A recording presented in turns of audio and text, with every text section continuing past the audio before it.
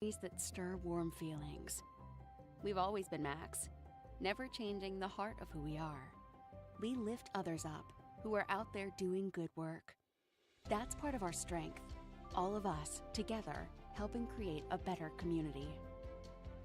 Save, borrow, and invest with expert guidance from Max Credit Union. Smart money made simple. It's not about the awards we're getting for being the best. It's about the reward we feel for giving our best, for doing what's best for those who need us, for creating a home for those who want to be their best. It's about knowing that we're attracting some of the best minds, the best hearts, and providing you with some of the best health care anywhere. Welcome to Southeast Health, where best is what we do. Southeast Health, always the right direction. Soon, the Emergency Department of Southeast Health, which cares for almost 60,000 patients each year, which includes the region's only Level 2 trauma center, a chest pain center, and a comprehensive stroke center, will be providing even more care for more of us. This is what happens when good people work together to do what's best for others, for all the right reasons. Visit southeast-to-southbest.org and feel proud. Southeast Health, bringing out the best in us all. It's time for you to join a company that puts God and family first. 401k, Blue Cross Blue Shield, height.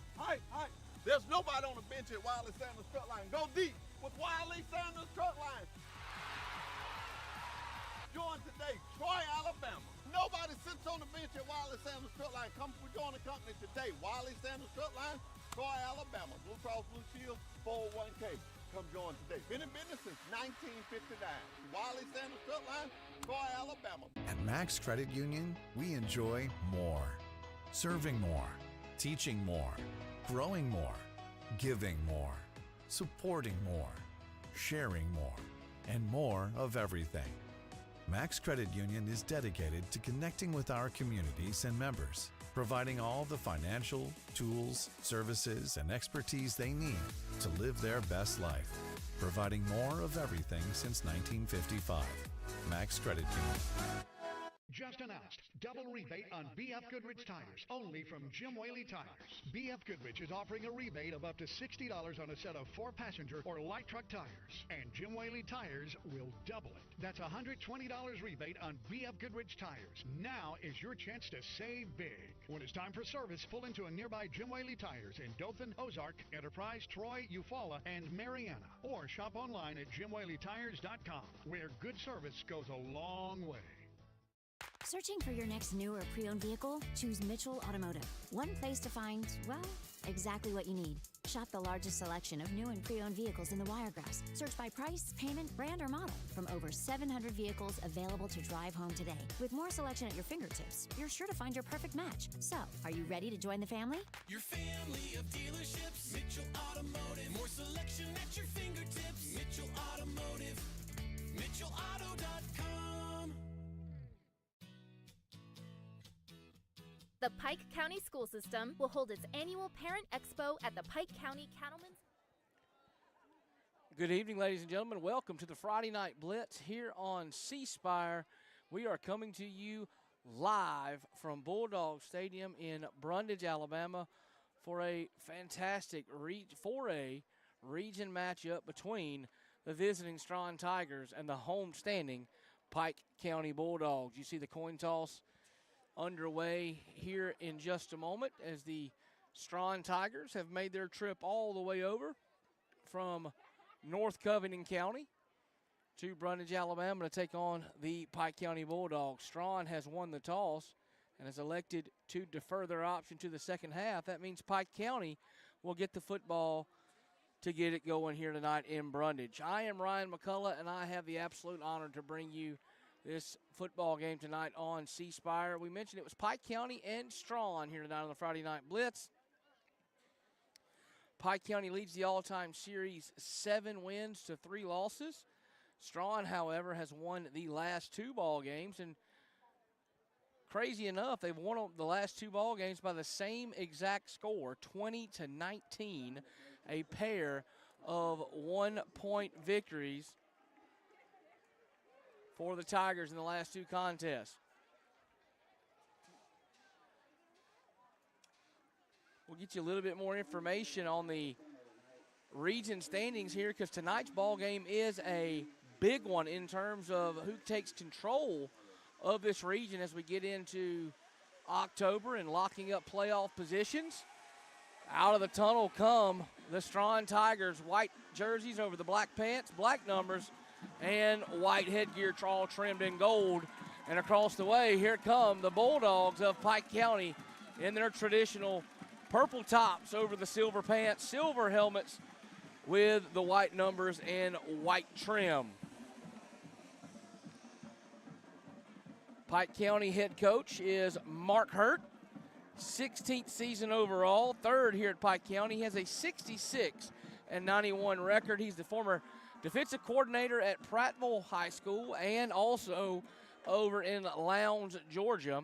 Won a couple of state championships as an assistant. And, of course, Hurt was an all-state player here in Brundage at Pike County many moons ago. Across the way, first-year head coach Garrett Wyndham's going to lead his Straughn Tigers into battle tonight. He was a longtime assistant for legendary coach Trent Taylor at both Straughn and Andalusia. He's a college football guy as well. He did some playing after high school up at University of Tennessee at Chattanooga, and he is also in control at his alma mater. So a couple of guys that know football at different stages of their career are going to do battle for you tonight. Mark Hurt leading the Pike County Bulldogs and Garrett Wyndham in charge over at Straughn. You see Brendan Bartholomew's got the ball teed up for the Straughn Tigers. Our referees have just broke camp at midfield, and we'll be underway here in just a moment.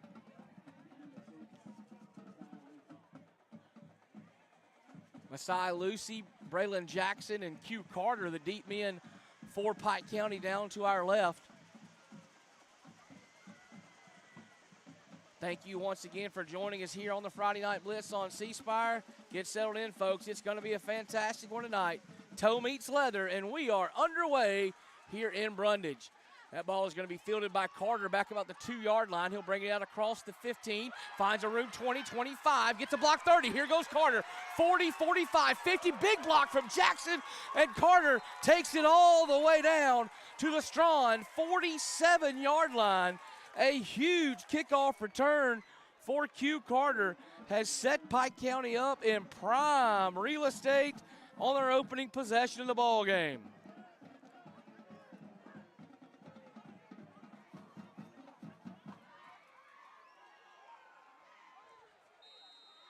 So we at the 47 for Pike County. That's where the freshman quarterback, Azori Utsi, will set up shop for the first time tonight. He'll have the snap and fire quickly out to the right side, but it is batted down in a hurry out there by a Straughn defensive guy, and it was, sorry for the stutter, he was not on my starters, number 24, not on my starter list that I was supplied a little bit earlier tonight. We'll try to work on that for you folks. Two wide receivers each way for Utsi. He'll bring Jackson in motion across. This will be Carter, gets the handoff underneath, and there's nowhere to go for Q Carter as he was swallowed up by a host of Straughn Tigers before he could ever get anything going. It'll be a loss of 1. Brings up third, and we'll call it a long 10, not quite 11. Once again, it'll be two receivers each way for Utsi. Straughn showing a little bit of pressure out of a 3-man front. They'll back out of it. Fire short across the middle to, I believe that's Lucy. And before he could ever get anything going on that, he has wrestled to the turf, and it'll be a quick 3-and-out for the Pike County Bulldogs.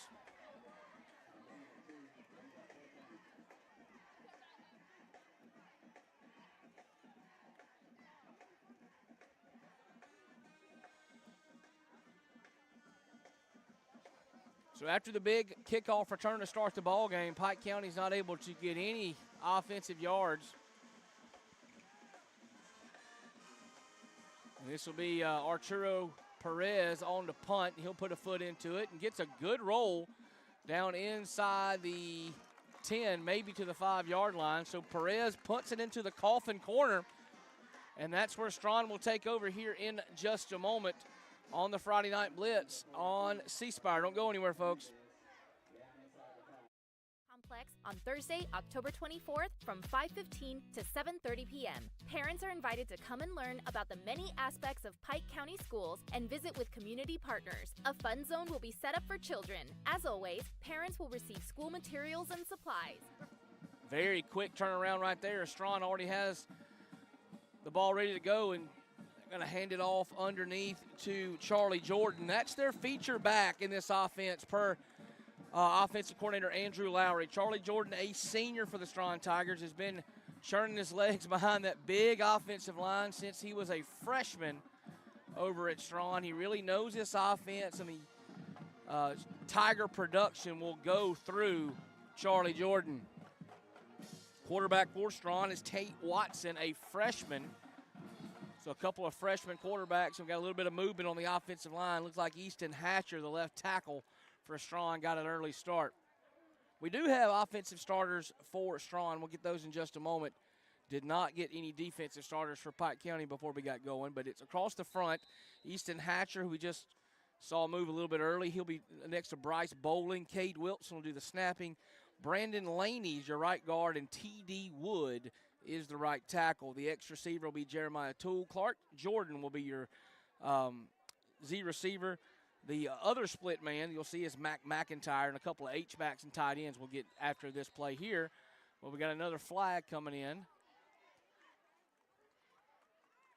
Didn't see a signal yet. Now we got one, another false start on Straughn. Will back them up even further. Half the distance penalty. Now it'll be second and about 16 or so back at the 2-yard line. Clark Gay, Hunter McBride, and Saxby Radford will all see some action at the tight end, the H-back position. And we already mentioned that Tate Watson is your quarterback for Straughn. Pike County on a 5-man front as Straughn will flip the entire H-back tight end group over to the right side. This will be a handoff to Jordan, who squirts free, finds running room out to the 15. He gets a first down to the 20, and that's Charlie Jordan's first big play of the night. And offensive coordinator Andrew Lowry really believes in what Jordan can do for him, and also believes in controlling the line of scrimmage and slowing the game down. Head coach Garrett Wyndham was very honest in our conversation earlier this week that they do not have the athletes that Pike County does. But what they do feel confident they can maybe do is win the line of scrimmage and slow the ball game down into a, quote, Straughn type of game, a grinded out 3 yards in a cloud of dust type thing. This will be Jordan again working left side, and he is unable to find anywhere to go, as that was Q Carter making the stop behind the line of scrimmage. Had a little extracurricular activity downfield.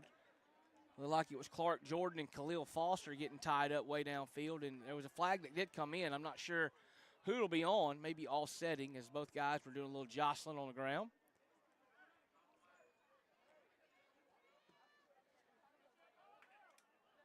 Waiting for the signal from our head official.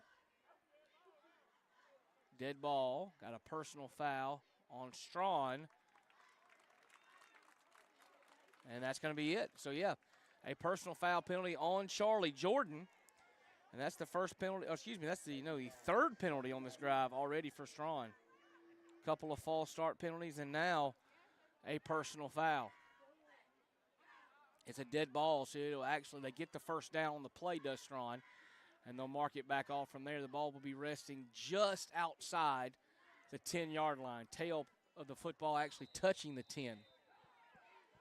You mentioned the size of the offensive line of Straughn. You see it right there on your screen, folks. There are some big fellas in white shirts on that offensive front for the Tigers.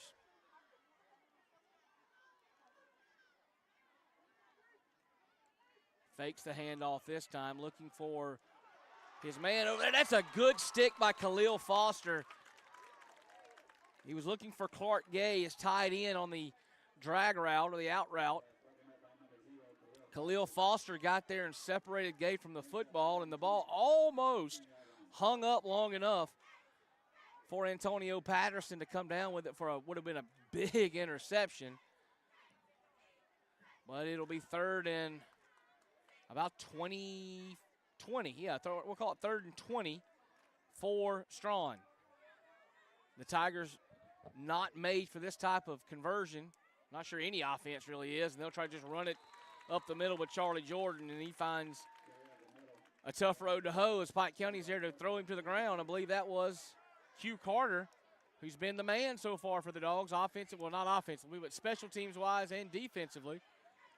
And Pike County, after the big first down play, gets the benefit of the penalty on Straughn and will now probably, barring a booming punt from Cade Pittman,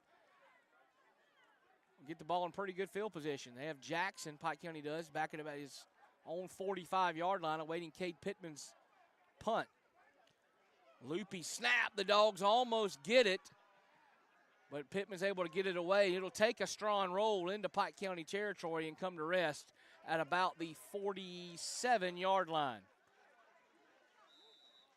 Couple of quick possessions for both teams here. We're just getting started on the Friday Night Blitz. Don't go anywhere. Come back and join us here on C Spire. Refreshments will be served. We look forward to seeing you on Thursday, October 24th. Pike County Schools, excellence in education. Max is woven into the fabric of our communities. We have history here, memories that stir warm feelings. We've always been Max, never changing the heart of who we are. We lift others up.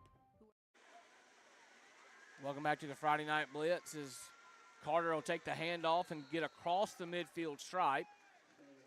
Pick up about 4 behind that Pike County offensive line of Ja'Cory Green and Jamarcus Franklin. Kamari Green getting some work done up front for this Bulldog offense. Top of your screen, number 11, that's Trey Davenport. Jackson will go out into the slot. Down here at the bottom is Khalil Foster. Q Carter's in the backfield with Azori Utsi. Utsi's going to fire short. That's the second time tonight a pass has been batted down. A quick pass, a quick out, has been batted down at the line of scrimmage. That one was knocked to the turf by Clark Gay, number 35. Be 3rd and we'll call it 6 for the Dogs. Ball to Straughn, 49. If you get some kind of positive yardage here, Mark Hurt might tell Mike Barker, his offensive coordinator, hey, let's go for it here early in this ball game. But you need something here on 3rd down to even think about it. This will be Utsi looking for something. Now he'll pull it down and think about running it. He'll get down to about the 45, a pickup of 4, but we got a flag coming in on the near sideline, a couple downfield. I don't know if it's going to be defensive holding. It looks like that might be in the area of a defensive hold, but we'll see. It was Trey Davenport who was trying to get free on a route down here on the near sideline. I believe it's going to be a defensive hold. It's probably pretty much the only thing it can be that far away from the ball, unless it's something unsportsmanlike.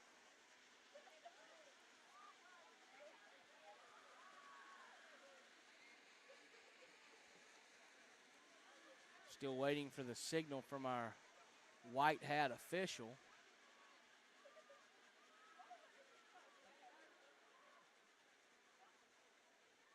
I think maybe we got everything taken care of now. We got holding on the defense. So that'll be a 1st down for Pike County via the penalty. The 4th penalty so far on Straughn.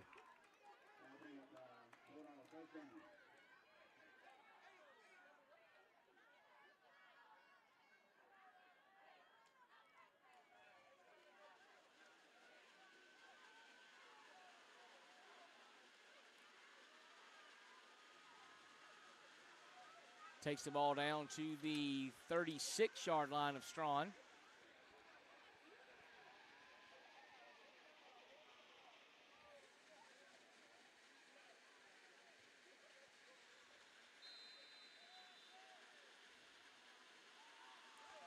Kamari and Tony in the backfield as an H-back. They'll run a little G-wrap up behind Kamari Green, and that's going to bounce Carter to the outside.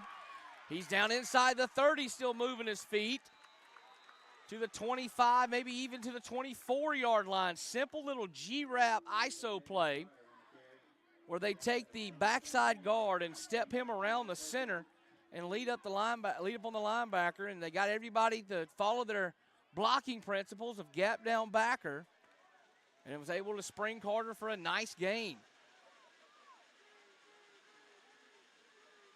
It's a pickup of 12 for Q Carter on that play.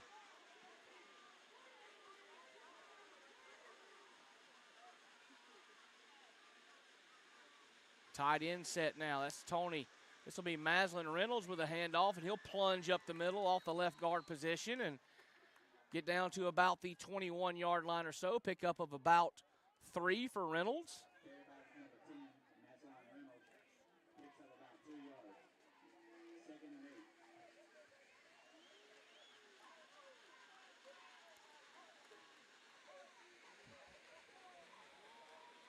Tony's a tight end once again. 2 receivers down to the right near side of the screen are Braylon Jackson and Aiden Foster. Fired across the middle to Jackson, and he would have had a touchdown if he held onto the football. Jackson was open on the slant, and the ball went in and out of his hands. You see right here, folks, if he reels it in, he is going to sprint right towards the scoreboard, probably untouched with that breakaway speed from Jackson. But the drop will now take the touchdown and turn it into a 3rd down. Big play right here for Pike County. Got to think you're in 4-down territory now at the 21-yard line. Trey Davenport all by himself up top. Uchi going to look that way, fires it, and for the 3rd time tonight, a pass is batted down at the line of scrimmage, and once again, it was a quick play, a slant. Looked like to Davenport, but it was going nowhere. Let's see which Tiger got a hand on it this time. It was Braden Gunner, the guy coming off the edge, the defensive end for Straughn. Got his hands up and knocked that pass down. So Coach Hurt does give the offensive coordinator, Mike Barker, the go-ahead to try it here on 4th and 8. Jackson and Davenport at the top of the screen. Tony and Foster at the bottom. Uchi and Carter in the backfield. This will be a pass from Uchi. Going to be over to Foster. He got it at the 20, but he's going to be well short of the 1st down marker as he is wrestled to the ground at about the 17-yard line. Turnover on downs for Pike County, so 2 possessions and 2, I wouldn't say negative drives, but neither drive resulting in points for the Dogs. Winner of this ball game tonight will be in a great setup for the playoff position. They'll probably clinch a playoff spot with a win tonight and could be in contention for a region championship if you got some things go their way. And the loser could be fighting for their lives to even make the playoffs. That's how tight things are. This will be a handoff to Jordan, I think, up the middle.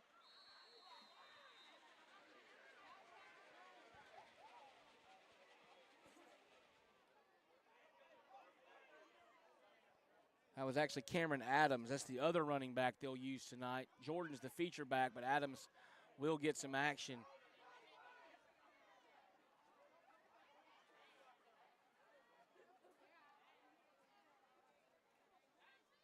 Sideline warning against Pike County.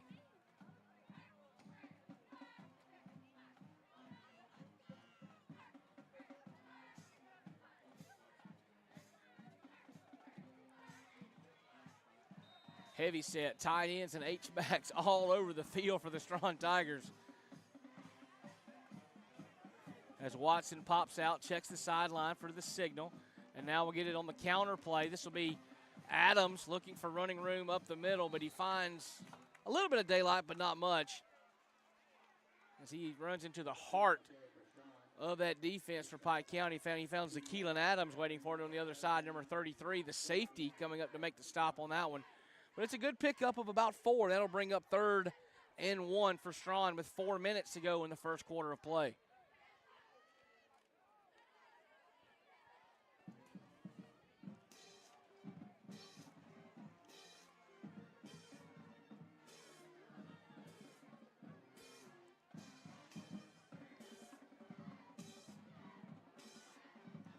Same set for Straughn. This will be a handoff to Adams, looking for running room. I don't think he got there. Oh, they're going to give him forward progress out across the 29-yard line, so that will be a first down for Straughn. It's been all Adams here on this possession. No Charlie Jordan in the backfield for Straughn. Be 1st and 10 for Straughn. After the pickup to the 28, he got just enough for the first down. Referee ran in and initially marked the 29. I didn't think that was near what he got. And the other referee came in and said, no, it's the 28, but it is enough for a first down. 2 wide receivers, 1 each way this time for Watson in the backfield. This will be the counter play. They'll hand it off underneath, and there's big Kamari Green, number 62. Had him wrapped up before Adams could even get any type of momentum going. You'll see right there, good read and shuck from number 62, Kamari Green. He read the play, shucked that block from that offensive lineman, and got to his gap responsibility. Good play right there from the big fella in the middle.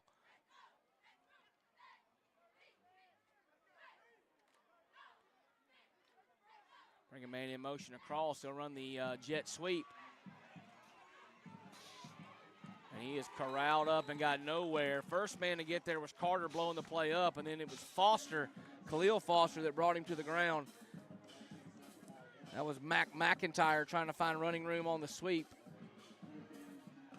and did not get it.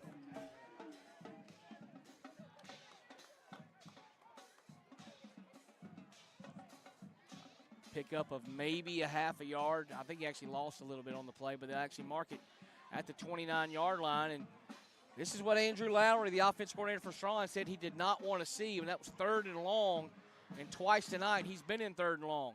This will be a handoff to Adams. Pike County had him corralled up for once, and he almost stepped through a tackle on the cutback, but he was knocked down by Kamari and Tony, and that'll bring up the punting unit for the Straughn Tigers.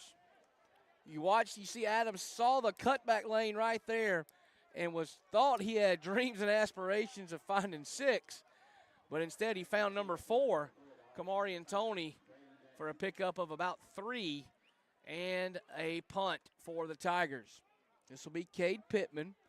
Got off a good punt last time, but into Pike County territory from his own end zone. Now Jackson stands at his own 39-yard line. Good punt again. Is going to drive Jackson back to the 25. He's going to let it bounce as it takes a Pike County roll back up towards the 30-yard line, but that's where the Dogs will take over at about the 28-yard line for Pike County. We'll take a quick break here on the Friday Night Blitz as we're all tied up at 0. We're out there doing good work. That's part of our strength. All of us, together, helping create a better community. Save, borrow, and invest with expert guidance from Max Credit Union. Smart money made simple. It's not about the awards we're getting for being the best. It's about the... Told you it'd be a quick break because we're already back at it with trip receivers to Utsi's right in the pistol set. This will be Carter working running room right. Finds a little bit on the cutback lane. Here goes Q Carter. He's got open field 40. Makes another cutback to the 45. Boy, I thought that play was going to be a lot bigger than what it turned out to be. Still was a 15 or 16-yard gain for Carter. But when he cut back and there was nothing but green grass and opportunity, I thought he was gone. But credit to the Straughn defense for getting across, taking the correct angles, and getting him hemmed up. Pike County now has it at the 44-yard line, their own 44. This will be Carter again working downhill to the right, and will stumble and bumble and rumble his way to the 49, maybe the 50-yard line, depending on the spot. Offensive coordinator Mike Barker is feeding Carter early and often, and it's been successful for Pike County. Carter will now check out of the ball game, and Maslin Reynolds, the senior running back, will step in and take over. A little confusion with our head referee.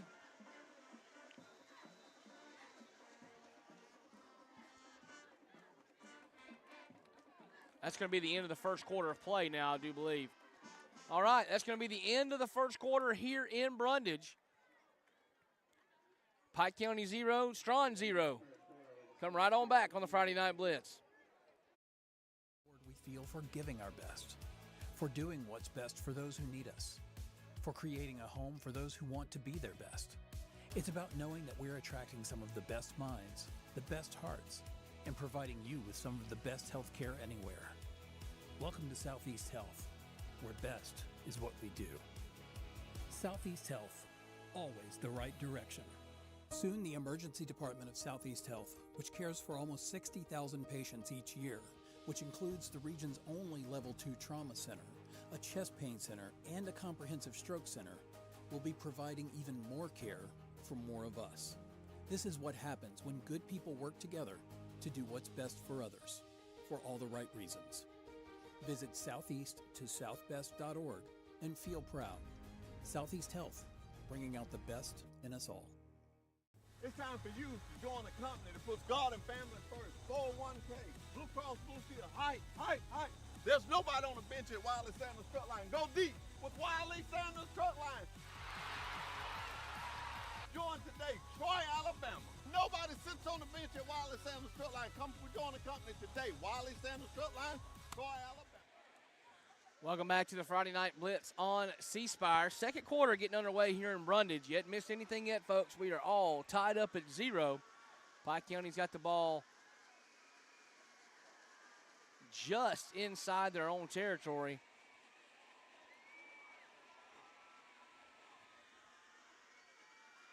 On a second and we'll call it 5 play for the Dogs.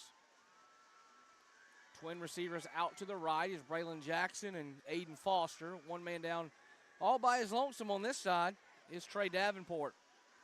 Tony's in the backfield as an H-back, and Maslin Reynolds is your tailback in the sidecar with Azori Utsi.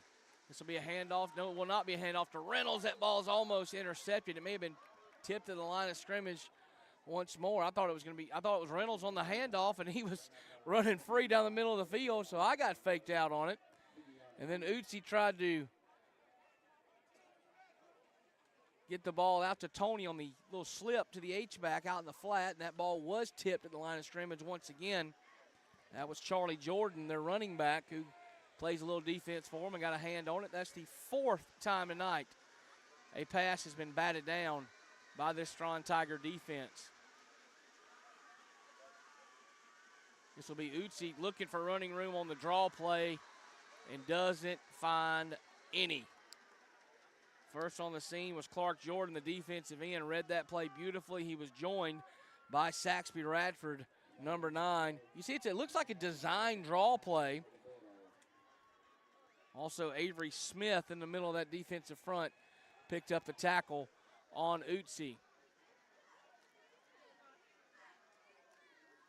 Ball resting at the 50-yard line. This will be Arturo Perez back to punt it. It'll be his second one of the night. Oh, loopy snap. Will he get it off? He does. Good job that time by Perez to even get that ball away. Didn't get a lot of foot on it, but he got enough to get it inside the 35 to the 34-yard line, and disaster is averted on the bad snap on the punt right there to Hernandez. Winds up being just a 16-yard punt, but Pike County will take what they can get on that play, as it was almost a disaster for the Dogs.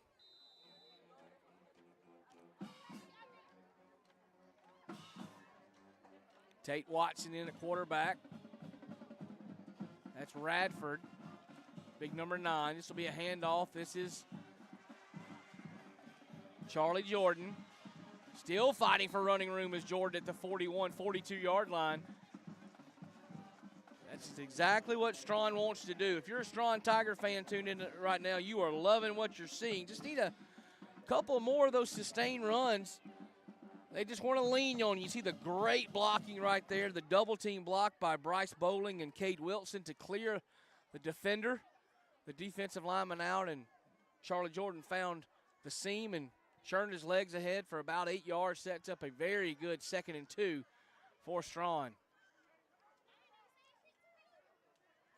Another handoff. This will be Jordan, going to try to go wide to the right. That's not what you want to do against this very fast Pike County defense, as there was a host of purple shirts on that play, led by Antavius Redmond.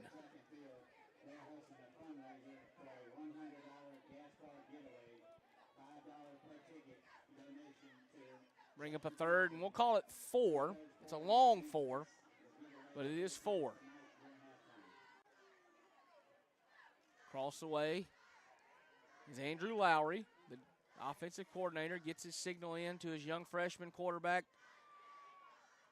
And it'll be a handoff to Charlie Jordan. And Jordan gets down close to the first down marker, but the play will be blown dead before he gets there. It'll be, I think, another 3 and out for the Straughn offense. Bring up 4th and about 2. And the offense is pleading with head coach Garrett Wyndham to let them go for it. But not sure they're going to win that battle. Oh, they will win that battle, it looks like. Offense will stay on the field on a 4th and 2 play. Big-time football, big-time decision for Garrett Wyndham right here. At his own 43-yard line, he wants to go for it on 4th down.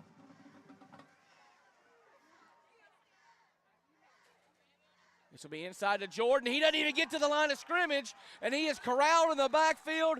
Who was the first man through? Of course, it was Q Carter from his linebacker position. He shot through, almost made the play, didn't get him wrapped up, but there were more dogs on the scene. You see Carter shoot through. There's the Keelan Adams back there in the backfield, and then there's the posse showing up. That's 76. That's Gavin Montalero in on the play in the backfield. Big turnover right there for the Pike County defense. Sets their offense up in good field position again. They'll take over at the Straughn 42-yard line. This will be Utsi looking for room. Can't find it. Now he'll throw it.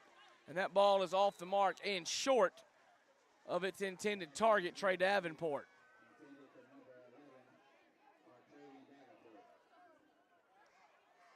You probably won't see another matchup, especially in 4A football, between two teams featuring freshman quarterbacks.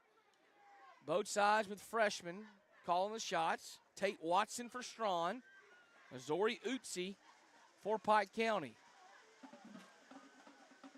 These guys were probably coming into the season, were excited to play on Tuesday nights on their respective JV teams, but for different reasons, they've been called into action on Friday nights, where the lights, we know, are brightest. There's a timeout called by offensive coordinator Mike Barker, and we'll take it with them here on the Friday Night Blitz. 8:39 to go in the first half, and we're still knotted up at 0. Blue Cross Blue Shield 401k. Come join today. Been in business since 1959. Wiley Sanders Truck Line, Troy, Alabama. At Max Credit Union, we enjoy more. Serving more, teaching more, growing more, giving more, supporting more, sharing more, and more of everything. Max Credit Union is dedicated to connecting with our communities and members, providing all the financial, tools, services, and expertise they need to live their best life, providing more of everything since 1955. Max Credit Union. Just announced, double rebate on BF Goodrich tires, only from Jim Whaley Tires. BF Goodrich is offering a rebate of up to $60 on a set of 4-passenger or light truck tires, and Jim Whaley Tires will double it. That's a $120 rebate on BF Goodrich tires. Now is your chance to save big. When it's time for service, pull into a nearby Jim Whaley Tires in Dothan, Ozark, Enterprise, Troy, Eufaula, and Mariana, or shop online at JimWhaleyTires.com, where good service goes a long way. Welcome back to Bulldog Stadium in Brundage, as Utsi will fire out across the flat into traffic for Kamari and Tony, and it will fall to the turf. Nearly intercepted there for a brief moment. Straughn has held the passing game of Azori Utsi and the Pike County Bulldogs in check. You saw right there at the last moment, that was Eli Grissett, one of the outside linebackers for Straughn, got his hand in there and knocked it away. It'll be 3rd and 10 for Pike County. Maybe 4-down territory already, but for sure if you get a little bit of yardage here, you'll go for it on 4th down if you are Pike County. 2 wide receivers each way for Azoriuzi. He'll fake the handoff. They'll try to run the tunnel screen underneath to Foster, who's got some running room. Here comes Khalil Foster. Now will backtrack to the 35-yard line. If he would have stayed on his north-south track, he would have picked up the 1st down and maybe a little bit more, but he stepped backwards trying to find some open running room and he lost 3 or 4 yards there. If he continues towards the end zone, he'll at least probably get the 1st down, but it's now 4th and 4 for Pike County at the Straughn 35-yard line. They need the 32. Running the slant play, and for the 5th time tonight, a ball is batted down at the line of scrimmage. It was almost high enough in the air for Trey Davenport to run under it and catch it.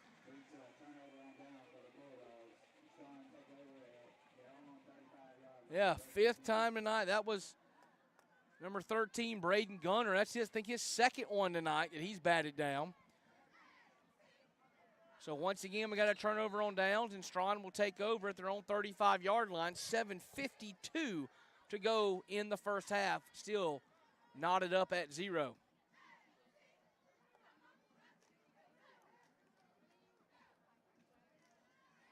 This will be Adams, I believe, that gets that one on the handoff. Couldn't tell if that was Adams or Jordan. It'll be Adams, number 2.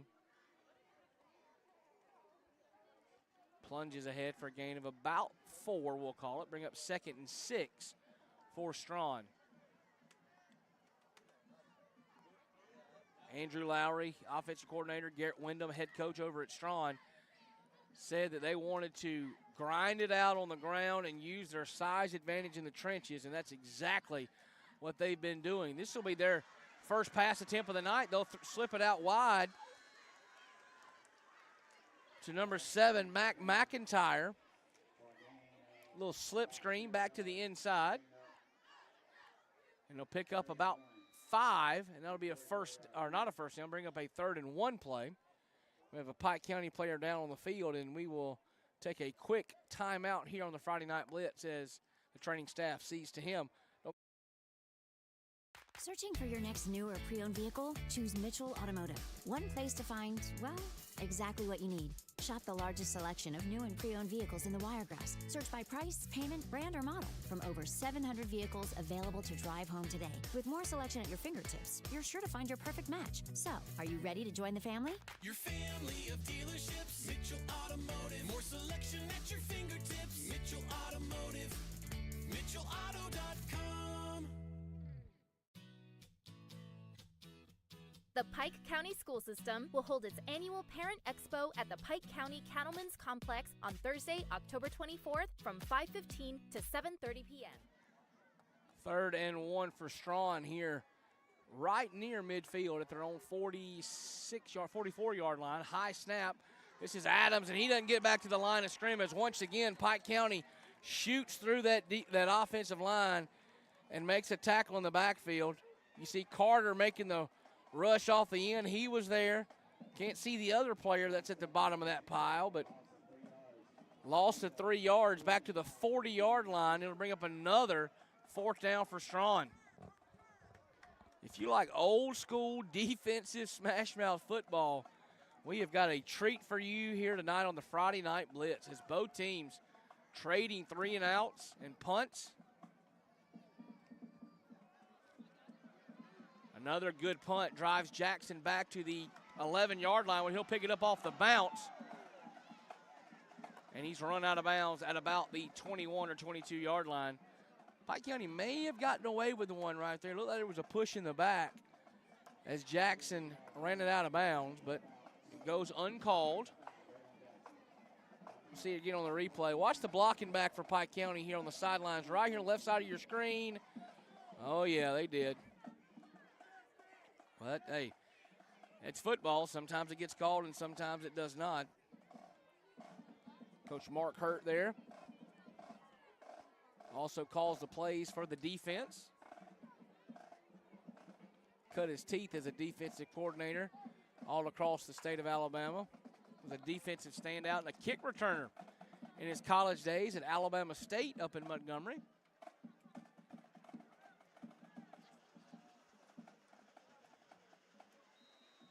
Be twin receivers for Azori Utsi as they get this drive started at the 23-yard line.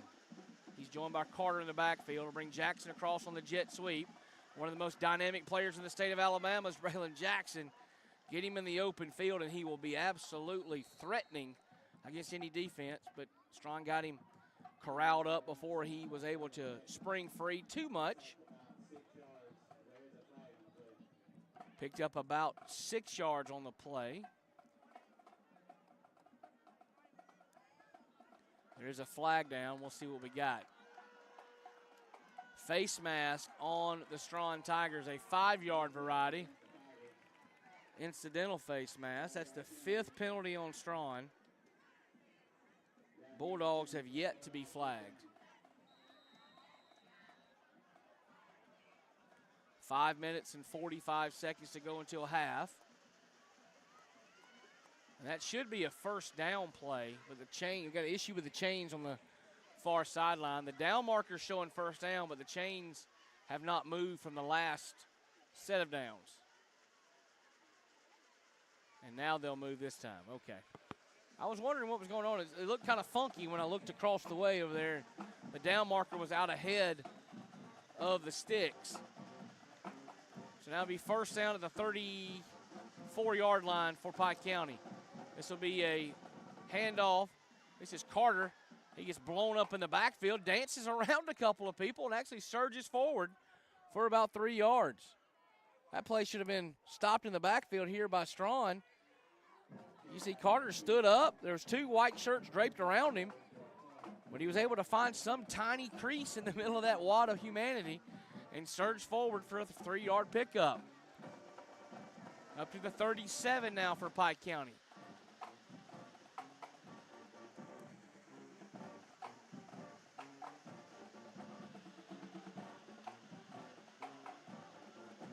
Trip receivers bunch set out to the right.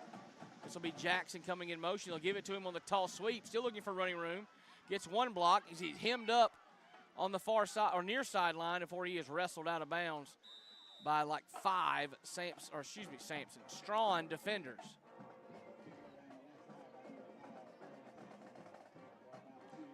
Try to get the ball to Jackson out in space, and Pike County just couldn't get enough blockers out in front of Braylon Jackson.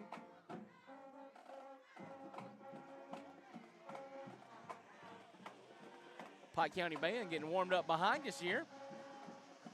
Sounds like a little Elvis tune they got playing for your halftime enjoyment.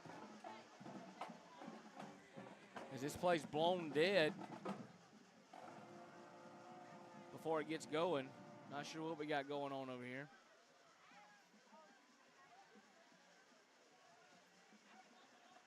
I think it was the white hat officials' buzzer. These refereeing crew using the speaker system or the buzzer system to let each other know what the call is, and I believe that's what it was on the ground there. It was his battery pack or whatever his unit is for his signaling device. This will be Utsi. Flips it out to Trey Davenport. Davenport steps through one tackle, puts the ball on the ground, and Straughn's going to fall on top of it at the 38-yard line. There's a flag down on the far side of the field, but Davenport put the ball on the ground as he was trying to break free and spin out of the tackle. You see it right here. Oh, he was down. I believe he was down on that play. The forearm was definitely on the ground. We'll see what they say the official ruling is.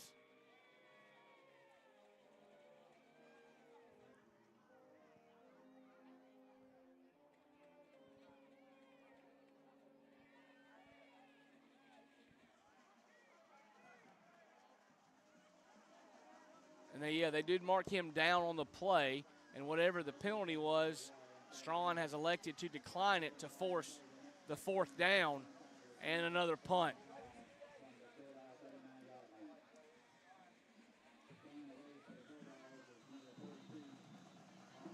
Arturo Perez back to punt again for Pike County. Did a wonderful job just getting the ball away as the snap looped back to him the last time. Much better snap, much better kick. Good spiraling kick from Perez.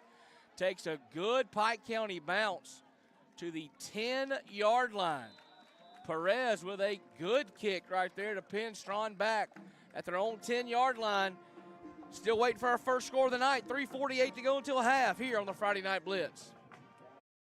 Parents are invited to come and learn about the many aspects of Pike County schools and visit with community partners. A fun zone will be set up for children. As always, parents will receive school materials and supplies. Refreshments will be served. We look forward to seeing you on Thursday, October 24th. Pike County Schools, excellence in education. Max is woven into the fabric of our communities.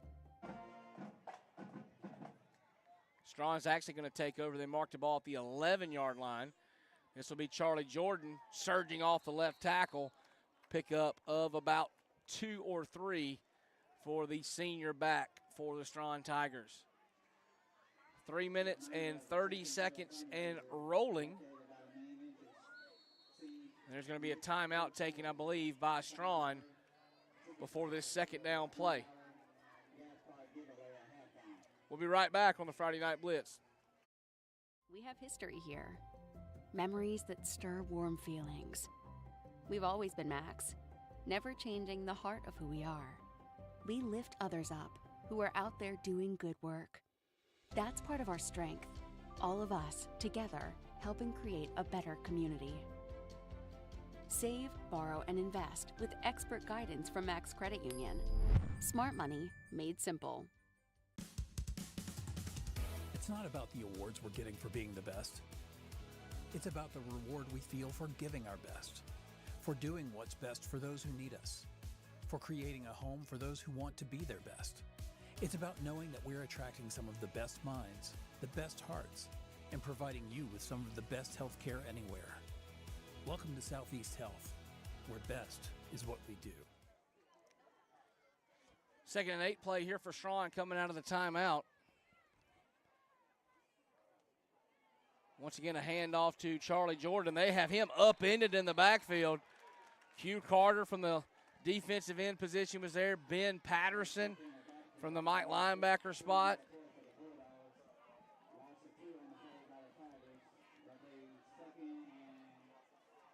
Jamarcus Franklin was in on that play as well. Pike County, normally a 3-4 Okie defense. That's what Mark Hurt loves to do. But now with this strong run-heavy offense, you see the Dogs are in a 5-man front, we'll call it a 5-2 defense here. Old school Wayne Grant style football for Pike County. And that'll be a false start on Straughn. Right tackle T.D. Wood got going a little bit early. Looks like he was being pushed by the H-back to get downhill and get going in a hurry. And T.D. Wood got going a little too quickly. Oh, yeah. It was Clark Gay, the H-back, and T.D. Wood were trying to work in unison to get an early start, like it might have been a dive play or something, a stretch play off the right side, but they got going too early, and we'll call Straughn 5 yards. Kind of run a little counter play to the right side. Charlie Jordan looking for running room. This is what Jordan can do. He's out to the 30, to the 35. Flag's going to come in late as Pike County had a hold of the face mask as they drug Charlie Jordan to the ground. And that's what Andrew Lowry says Jordan can do. He's not going to run by anybody, but he's always going to keep his feet moving. And it's going to take 2 or 3 people to bring Charlie Jordan to the ground, and that's exactly what happened. And Antonio Patterson, you saw him reach in and grab the face mask as he wrestled Charlie Jordan to the ground. That's the first Pike County penalty of the night with 2 minutes and 21 seconds until the half.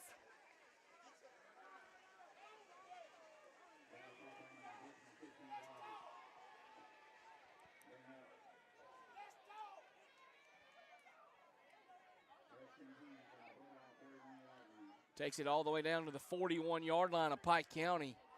And now Straughn's got a little bit of momentum. The big run by Charlie Jordan and the penalty tacked on to the end of it has the Tigers into Bulldog territory. Jordan will check out. Cameron Adams will check in as the new tailback. Flanking freshman quarterback Tate Watson. Trip receiver is out to the left for Watson, and he's going to throw it. Screen pass underneath, and he's not going to go anywhere. That was Ben Patterson arriving on the scene with a solo tackle for loss. They tried to slip it to Cameron Adams on the tailback screen, but Ben Patterson snuck in, found his man, and said, no, no, no, not today. Be a loss of about 5 or so. Be second and 14 from the 45-yard line. You see Patterson there, the guy who was in there making that stop for Pike County. Man in motion across is McIntyre. They're going to throw the football again, trying to find somebody as Watson airs it out deep across the middle, has a man. That ball is caught down at about the 12 or 13-yard line. Jeremiah Toole got open across the middle on the post route, and he reeled that ball in as he was falling to the turf. We'll see the replay here. And Toole with a great catch down around the 12-yard line, 11 or 12 in front of the safety, Zakeelan Adams. Minute 23 to go until half. Now Straughn knocking on the Bulldog door. 1st and 10 at the 11-yard line, and Mark Hurt wants a timeout to get on this defense. That's the second charge timeout for Pike County. They got one left. 1 minute, 21 seconds to go until half. We're tied at 0, but Straughn is threatening on the Friday Night Blitz. Southeast Health, always the right direction. Soon the Emergency Department of Southeast Health, which cares for almost 60,000 patients each year, which includes the region's only Level 2 trauma center, a chest pain center, and a comprehensive stroke center, will be providing even more care for more of us. This is what happens when good people work together to do what's best for others, for all the right reasons. Visit southeast-to-southbest.org and feel proud. Southeast Health, bringing out the best in us all. It's time for you to join a company that puts God and family first. 401k, Blue Cross Blue Shield, height. There's nobody on the bench at Wiley Sanders Truck Line. Go deep with Wiley Sanders Truck Line. Join today, Troy, Alabama. Nobody sits on the bench at Wiley Sanders Truck Line. Come join the company today. Wiley Sanders Truck Line, Troy, Alabama. Blue Cross Blue Shield, 401k. 1st and 10 at the 13-yard line for Straughn. This will be Adams pounding across the 10. He's still running his feet down inside the 5-yard line. Will go Adams. That's going to be a pickup around 7 or 8 yards before it's said and done. As he continues to drive his legs, they're actually going to mark him down to the 6-yard line, I believe. So a pickup of 7 for Adams. Cameron Adams, the tailback. And he will check out.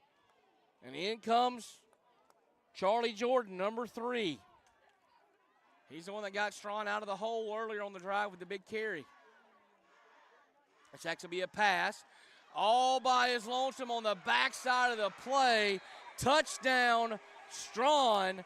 That is Clark Gay, the H-back, who slipped out the back door and puts the Tigers on the board with 34 seconds to go in the first half of play.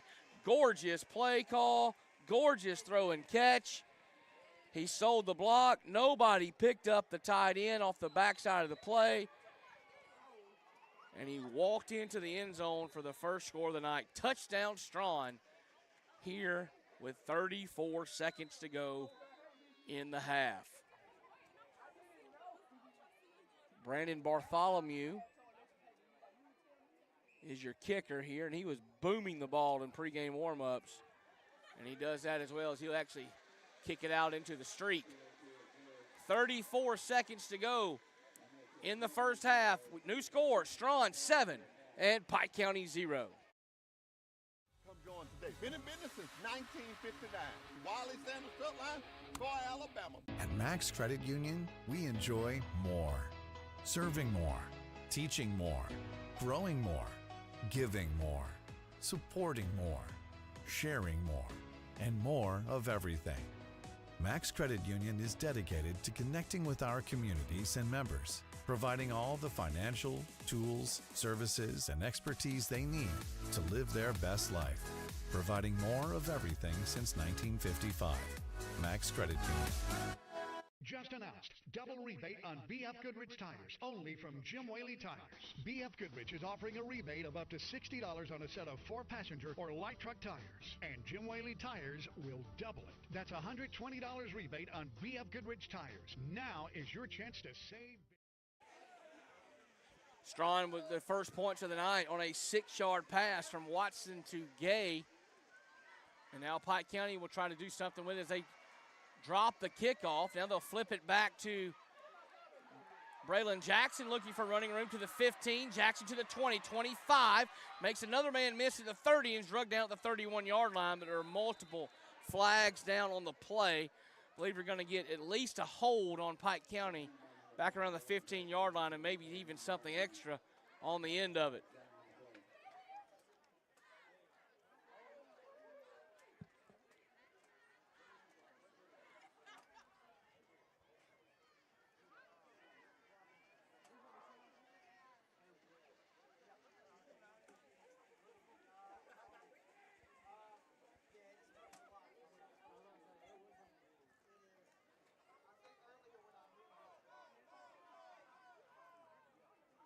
Still waiting to get the answer on whatever this penalty play is. Blocking the back on Pike County. And a hold? It looked like maybe a face mask on Straughn. So we'll set it all up and do it all over again. So we'll have another kick. And that's probably what Pike County wanted, where they were given any sort of option. You want to try to get the ball into Braylon Jackson or Khalil Foster's hands as many times as you can.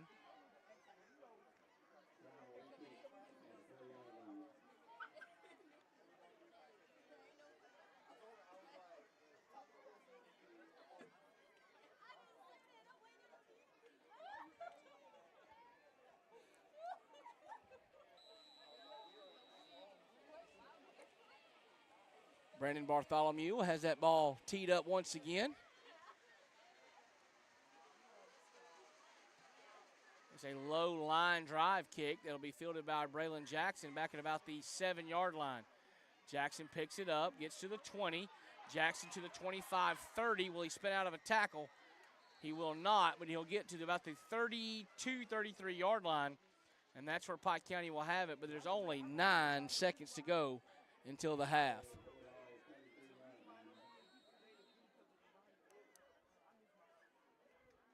Timeout taken, looks like by Straughn. Probably want to talk over there, make sure they got all their ducks in a row in case something weird happens. By weird, I mean a trick play or something like that from Pike County. I don't know if Mike Barker will do that at his own 32-yard line, down 7-0. You might just take your 7-0 deficit and go to the half, even though Straughn does get the football coming out of the break. Remember, opening possession of the ball game, Pike County got the great kickoff return from Foster into Straughn territory, but then after that quickly went 3 and out.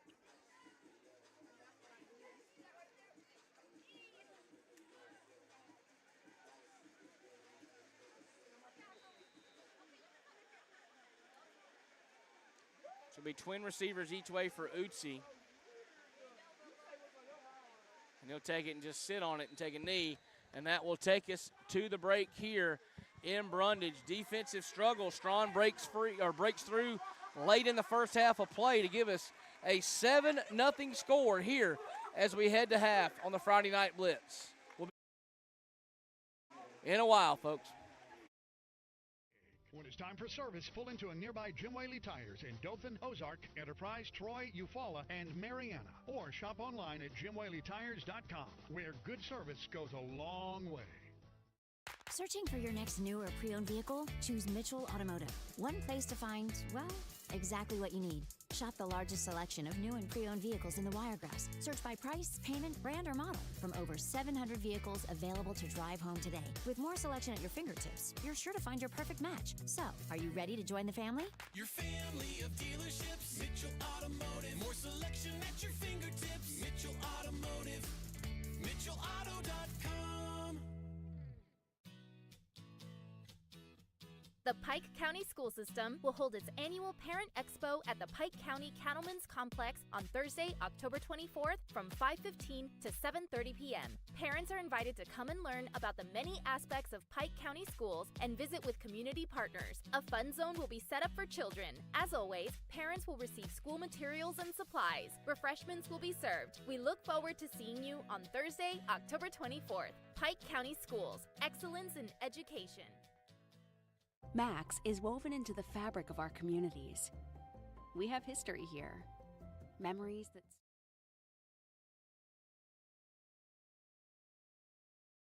Patriotic to pop and a few other surprises built in.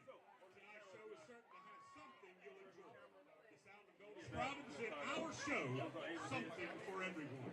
Drum Major Christian Pate, is your band ready? Ladies and gentlemen, sit back and relax. It's the Sound of Gold!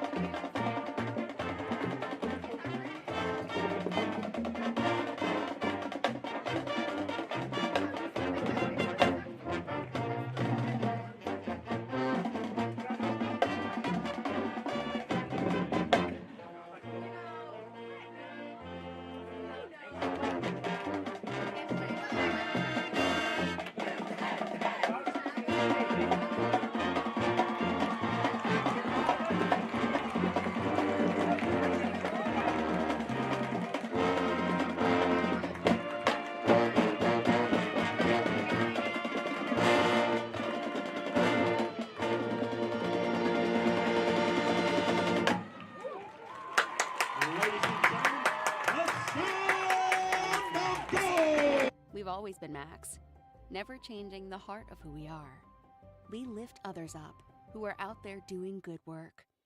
That's part of our strength, all of us together helping create a better community. Save, borrow, and invest with expert guidance from Max Credit Union. Smart money made simple. It's not about the awards we're getting for being the best. It's about the reward we feel for giving our best, for doing what's best for those who need us, for creating a home for those who want to be their best. It's about knowing that we're attracting some of the best minds, the best hearts, and providing you with some of the best health care anywhere. Welcome to Southeast Health, where best is what we do. Southeast Health, always the right direction. Soon, the Emergency Department of Southeast Health, which cares for almost 60,000 patients each year, which includes the region's only Level 2 trauma center, a chest pain center, and a comprehensive stroke center, will be providing even more care for more of us. This is what happens when good people work together to do what's best for others, for all the right reasons. Visit southeast-to-southbest.org and feel proud. Southeast Health, bringing out the best in us all. It's time for you to join a company that puts God and family first. 401k, Blue Cross Blue Shield, height. There's nobody on the bench at Wiley Sanders Truck Line. Go deep with Wiley Sanders Truck Line. Join today, Troy, Alabama. Nobody sits on the bench at Wiley Sanders Truck Line. Come join the company today. Wiley Sanders Truck Line, Troy, Alabama. Blue Cross Blue Shield, 401k. Come join today. Been in business since 1959. Wiley Sanders Truck Line, Troy, Alabama. At Max Credit Union, we enjoy more. Serving more. Teaching more.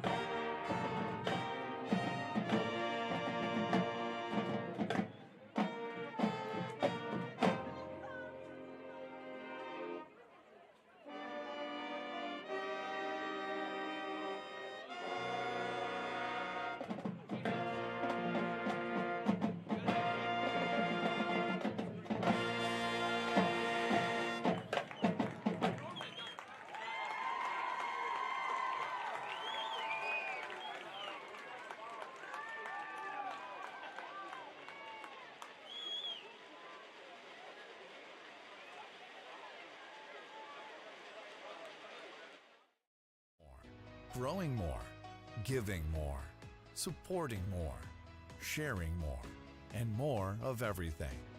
Max Credit Union is dedicated to connecting with our communities and members, providing all the financial, tools, services, and expertise they need to live their best life, providing more of everything since 1955. Max Credit Union.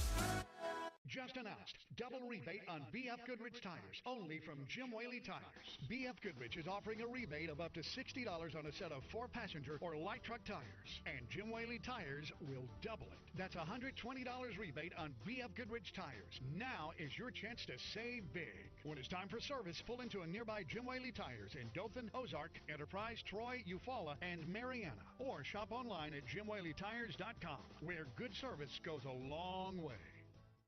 Searching for your next new or pre-owned vehicle? Choose Mitchell Automotive. One place to find, well, exactly what you need. Shop the largest selection of new and pre-owned vehicles in the Wiregrass. Search by price, payment, brand, or model. From over 700 vehicles available to drive home today. With more selection at your fingertips, you're sure to find your perfect match. So, are you ready to join the family? Your family of dealerships, Mitchell Automotive. More selection at your fingertips. Mitchell Automotive. MitchellAuto.com.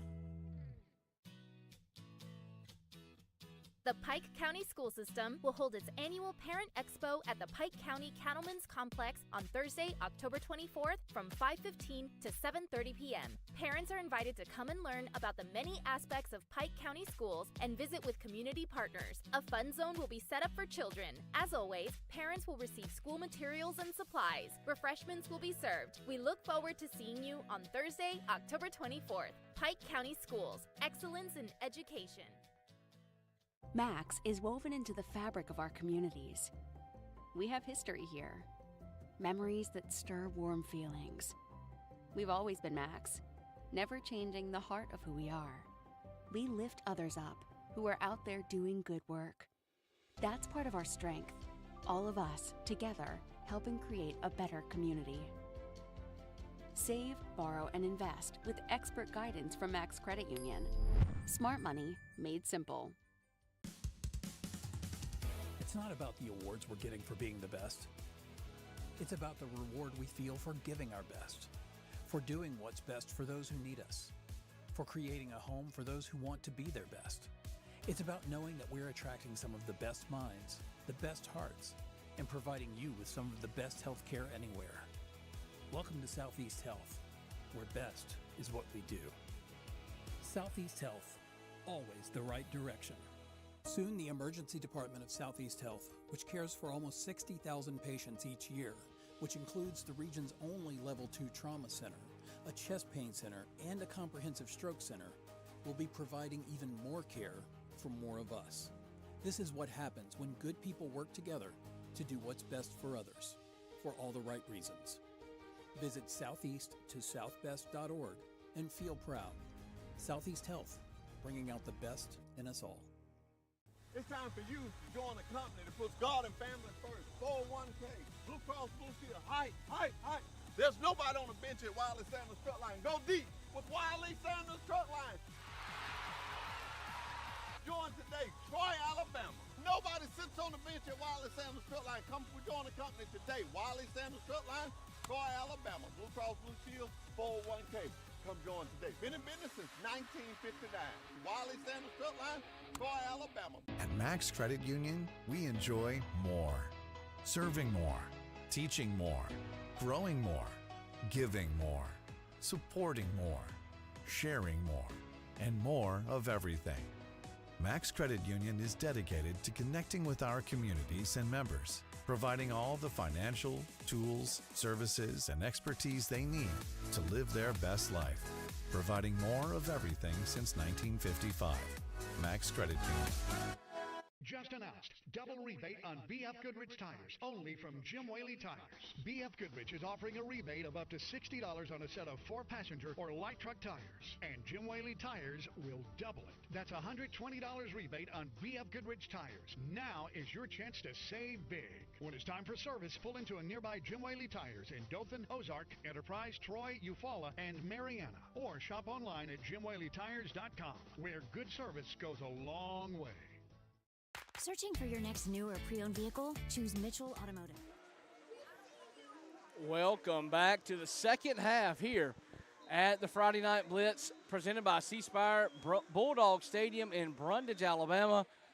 Second half getting underway when Arturo Perez will put his right foot to the football right now. Pooch kick near sideline, fielded by one of the upbacks. And that's where Straughn will take over right about the 35-yard line. If you're just now joining us, you missed a defensive slugfest in the first half with both teams trading 3-and-outs and punts. No turnovers, except a couple of turnover on downs.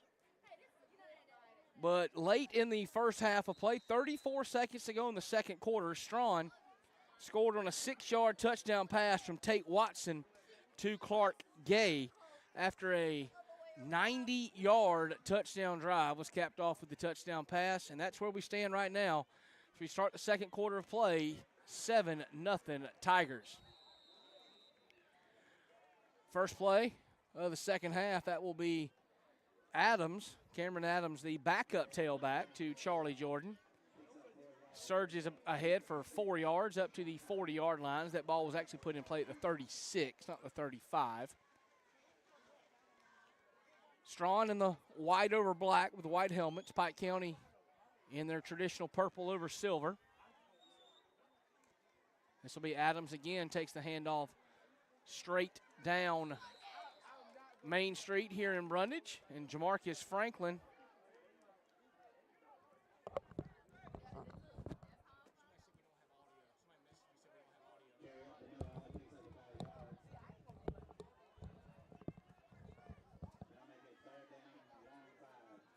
bring up third and a long 5. For Straughn here, ball resting just over the 40-yard line. They need the 31, just over the 31. So basically 6 is what they'll need here. Pulls that pass down, does Watson. He's going to boogie out the back door. He's across Pike County territory at the 39-yard line before he is ran out of bounds. He pump faked it out to the left, pulled it down, and there was nobody on the backside. You saw Kamari and Tony, the defensive end, who had the containment, went inside the offensive tackle, T.D. Wood, and allowed Tate Watson to get out the back door by his lonesome. Big pickup there on 3rd and 6, all the way into the Pike County, we'll call it 39-yard line. This will be Adams on a handoff up the middle, sidesteps through a hole, gets across, well, he was already across the 40, but down close to the 35-yard line to the, we'll call it 36. So it'll be a pickup of 3, and Adams checks out, and in comes the man for the Straughn Tigers, Charlie Jordan. Huge carry when they were backed up in the shadow of their own goalpost on that scoring drive was Charlie Jordan. Scampered out for about 30 yards and got a face mask penalty on the end of it and set them up in Pike County territory before they stuck it in the end zone with 34 seconds to go in the half. Jet sweep from Straughn to Mac McIntyre, the motion man across, and gets across the 35-yard line before he's wrestled out the 34, and a flag comes in at the top of the screen. That's where Braylon Jackson was locked up with Clark Jordan. We'll see if he had a little extracurricular pushing and shoving on that Straughn sideline. See if we get offsetting or if somebody was a little bit more egregious than the other one. Got a dead ball personal foul on Straughn. Dead ball personal foul on Pike County. So they'll go each way. They'll offset. Both guys will go in the book for personal fouls.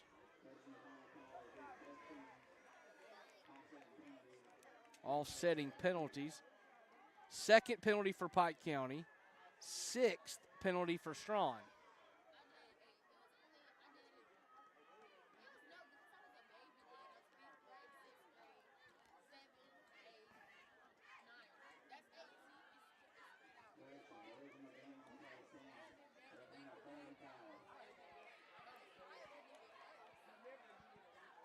So with those offsetting penalties, we'll just rack it up like it never happened. So we'll be back to a 3rd and 5 play for the Straughn Tigers.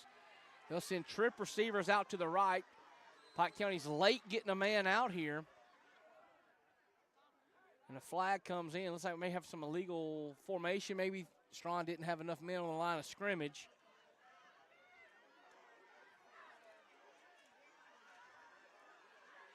Got an offsides penalty, but they'll point it towards Straughn. So the referee was confused there. It should be the false start signals, illegal formation, or maybe the slot receiver or the wide man was lined up offsides in front of the football. So that'll take that 3rd and 5 back to a 3rd and 10 for Straughn. Ball resting now at the Pike County 39. Tigers need the Bulldog 29 for a first down.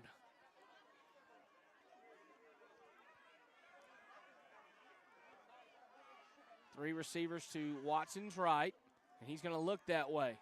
Rolls to his right, still looking downfield. Will fire short. That ball is caught down to the 30, down to the 28-yard line. First down, Straughn, as it was Clark Jordan who reeled that ball in, and it's right at the first down marker. They put him on this side at the 28. Yes, that will be a Straughn Tiger first down. A good pitch and catch from Tate Watson to Clark Jordan. 1st and 10. We'll call it, the ball's across the 29, so it'll officially be the 28-yard line is where it goes in the record book at. H back to the right, one receiver each way for Watson. This will be a handoff up the middle to Jordan, and he's cut down by Ben Patterson, but stumbles forward to about the 25-yard line. Called a pickup of officially 3, but closer to 4 yards, actually.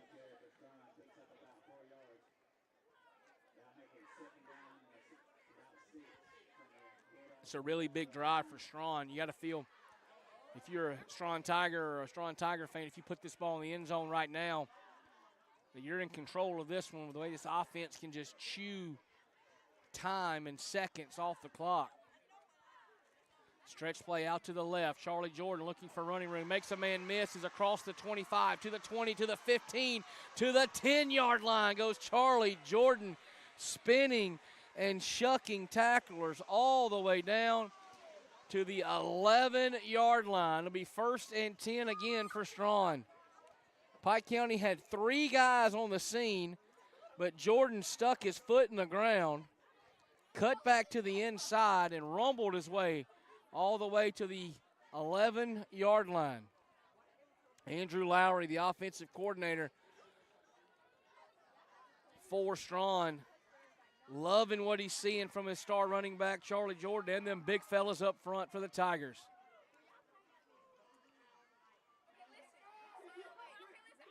This will be Jordan again. He'll go right side this time, and Khalil Foster meets him at the 10, and they drive him backwards with a flag coming in near where the play was made. I think we might get a hold. Yeah, you see it right there on your screen. Yeah, right there at the 5-yard line. T.D. Wood has a couple of handfuls of jersey on a Pike County defender. That's going to move them back about 10 yards. Right here, top of your screen, right above where Jordan is, you see the big handful of jersey from T.D. Wood. Try to figure out who that's getting held. Looks like it's going to be Elijah Cotton. That's who T.D. Wood was working on right there. So the ball moved back to the 21-yard line now. This will be Jordan. Downhill to the right, is met in the hole, but spins off that tackle and will actually get to the 15-yard line. That was Antavius Redmond that came up and laid a lick on him, but didn't wrap up from his safety position and allowed Charlie Jordan to spin off, and Zakeelan Adams, the other safety, had to come in and put him on the ground. Ball resting now at the 15-yard line. So that was a pickup of 6 on that first down play. Now makes it 2nd, and we'll call it 14. You can get a first down at about the 1-yard line if you're Straughn.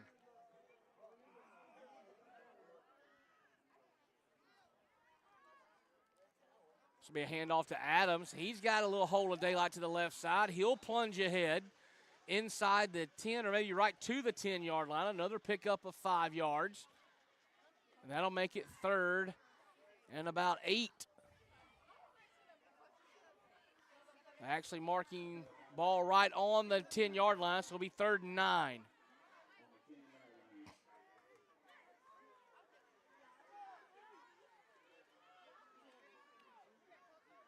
Big 3rd down here for Straughn. Need a stand if you're Pike County. And there's a timeout called by the Dogs.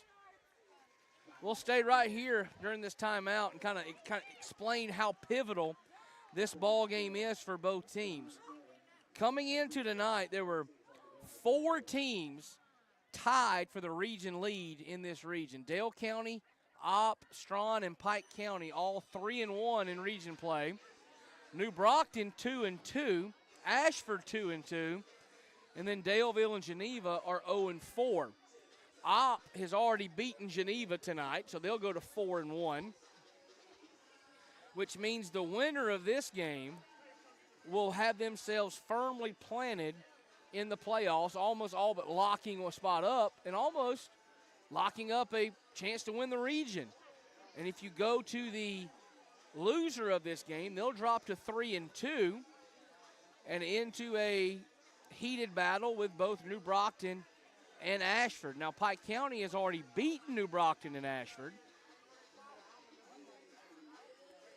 and Geneva, and they have lost to Opp. So the tougher games down the stretch for the Bulldogs. So this one is very, very pivotal for the Bulldogs to try to lock up a playoff spot tonight. And they will have to beat the Straughn Tigers to do that. 3rd and 8 from the 10-yard line. Straughn can get a first down at the 1. They'll flip the blocking backs and the tight ends over to the right side. Now Saxby Radford goes back in motion. They'll fake the handoff. He's under pressure. Is Watson, throws it back to the middle, and it falls incomplete at the last second. They had a man open across the middle. It was Jeremiah Toole who reeled in that big first down catch earlier that resulted in the Straughn touchdown a couple of plays after that. And Toole was by his lonesome, but with Watson rolling to his right, he couldn't get enough mustard on it to get it back to his receiver in the end zone. So now it'll be Brandon Bartholomew. Plenty of leg for Bartholomew. He was hitting them from 40-plus in warm-ups. Spot kick is up, and kick is right down the middle, and that'll give Straughn a 2-score lead with 5:35 to go in the 3rd quarter of play. New score here in Brundage, Straughn 10, Pike County 0. We'll be right back on the Friday Night Blitz. One place to find, well, exactly what you need. Shop the largest selection of new and pre-owned vehicles in the Wiregrass. Search by price, payment, brand, or model from over 700 vehicles available to drive home today. With more selection at your fingertips, you're sure to find your perfect match. So, are you ready to join the family? Your family of dealerships, Mitchell Automotive. More selection at your fingertips, Mitchell Automotive. MitchellAuto.com.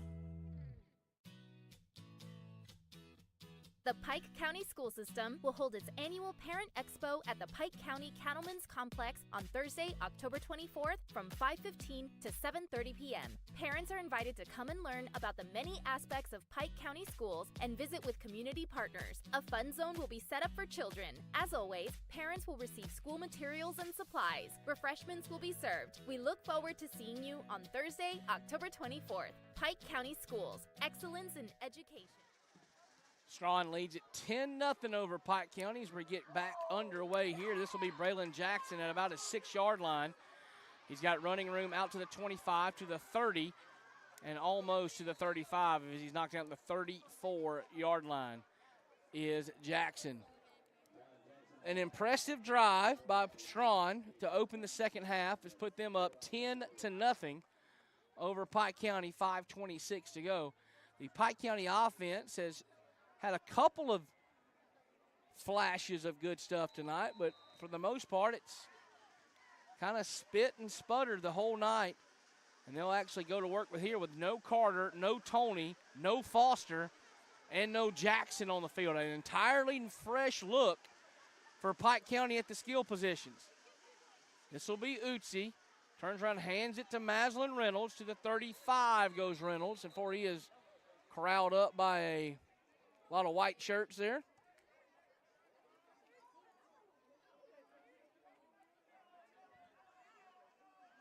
So, yeah, a interesting offensive set here for Pike County. The only one that of the skill positions that is a normal starter is Trey Davenport out the receiver at the top of your screen.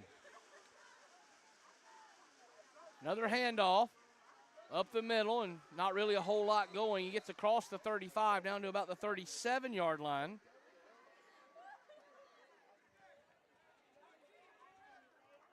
That was Jamaris Campbell with that handoff, and here comes the normal running backs of Tony and Q Carter. Also on the field right now for Pike County out receivers, Masai Lucy, number 6, and Davenport. Still no Jackson. Also Ja'Cory Knox, number 17. He's at the bottom of your screen. This will be Lucy looking to pass. He'll flip it out to Carter on the swing play. Carter gets to the 40, to the 45. That's going to be good enough for a first down for Pike County. The quick burst of speed from Q Carter on this swing pass. Watch it right here. Gets north and south in a hurry, steps through that tackle attempt, gets across the 45 and picks up a first down. But unfortunately, Carter is going to be limping off the field to the attention of the Pike County training staff. And that's going to put Campbell in the backfield next to Utsi. They'll motion Jackson around, hand it off to Campbell underneath. Campbell to the 50, 45, and forward. Campbell is almost able to break that, and he gets up and spikes the football. And he's going to get called, I believe, for a 15-yard unsportsmanlike penalty after spiking the ball. Watch it. Campbell steps through and gets wrapped up. He gets up off the ground and throws the football down. You're not going to be allowed to do that, Jamaris Campbell.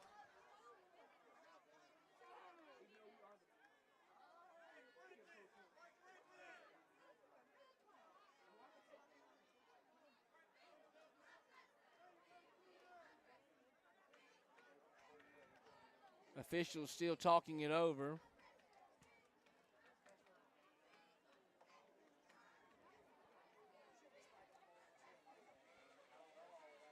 I don't know what Campbell was upset about. He had gained about 9 yards on that play, but you saw spike the ball in frustration.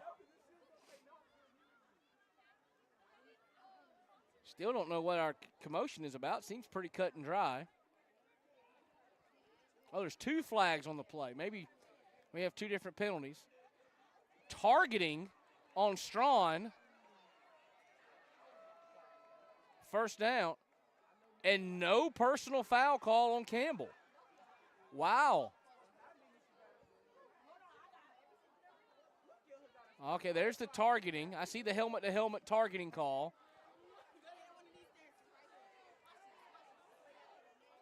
And then after our camera cut away, they did mark off or did call an unsportsmanlike penalty on Campbell as well. So they're going to call him offsetting. But since the dead ball penalty was after the play,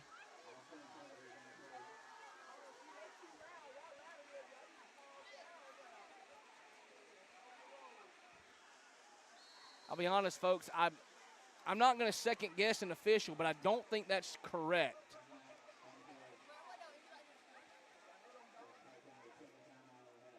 Unless they just decided not to move the football because it would have wound up in the same position for the 15-yard helmet-to-helmet, and then they would come back for the dead ball personal foul. Okay, yeah, that's what we're getting word is that's what they did.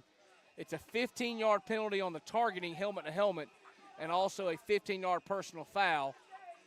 So it's an automatic first down, even though they're actually technically not offsetting penalties. One was during the play, so we mark it off. Then we come back for the personal foul. And since the helmet-to-helmet's an automatic first down, the target or the unsportsmanlike doesn't hurt Pike County really at all. So it's first down Pike County after all that.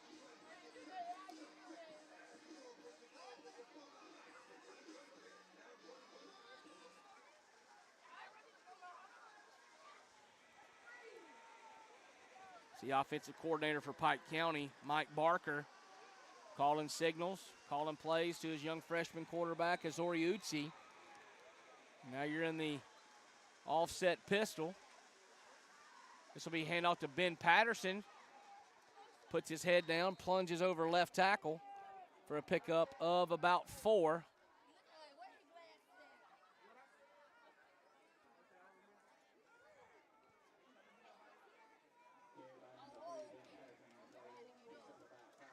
They'll actually mark him at the 40-yard line. It'll be a gain of 5 for Ben Patterson.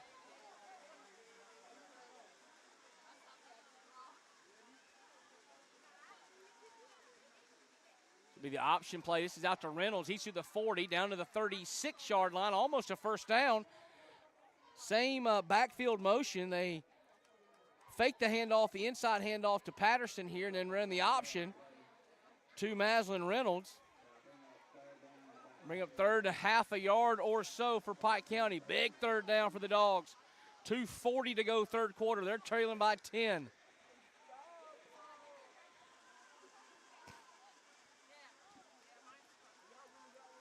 This will be the offset pistol to the left, the heavy pistol. 2 wide receivers to Utsi's right. Downhill run from looks like it was Carter. He's still moving his feet to the 25.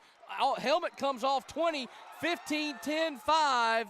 But the helmet comes off in high school football. That is automatically dead.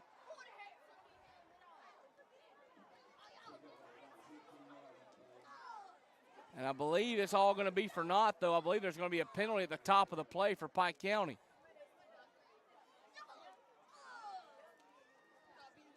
Carter would not be denied on that play, as he had found a seam and was going to the end zone before he had his helmet ripped off, but I believe it's going to be for naught, as there's a flag laying at the line of scrimmage. I wonder if we got an illegal formation or some type of offside penalty. Let's watch our replay here. Does Pike County ever get fully set? He did not. The receiver at the top of the screen did not get fully set when the ball was snapped. That was Ja'Cory Knox, number 17, was in the process of moving up to get on the line of scrimmage when the play was snapped. So you see Knox is going to check with the official to see if he's on those. The official says, no, move up, move up. And then the ball is snapped as he's moving up. The official reaches in his pocket and throws the flag there on the illegal procedure call.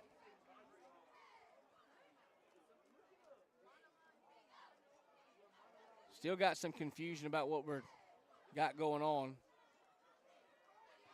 Never wanted to speak about officials. I try not to, but these guys have had a little bit of a rough night in communication once flags have been called. You see, Knox is in motion when the ball is snapped, so it's a pretty easy call.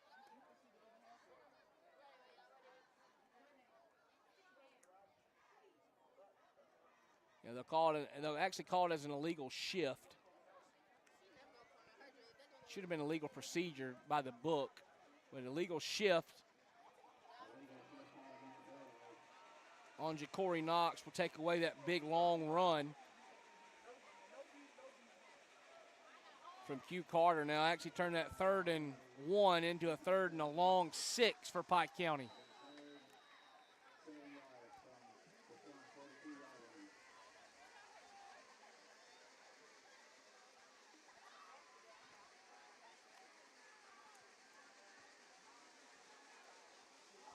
Two wide receivers at the top of your screen, Braylon Jackson and Khalil Foster. They'll bring Jackson in motion.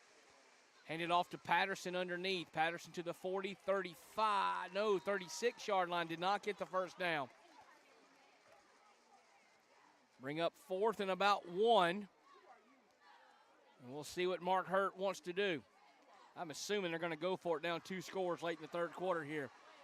And that's exactly what he does. Hurt points at the offense, tells him to stay, then points at Mike Barker and says, get your best fourth down play call ready. 4th and a yard from the 36-yard line. Pike County needs the 35 to keep the drive going. Reynolds and Patterson with Uzi in the backfield. Here's the snap. Uzi will throw it, and the pass is knocked down at the line of scrimmage. A 4th and 1 play call. They go to the air, and for the 6th time tonight, a pass is batted down at the line of scrimmage.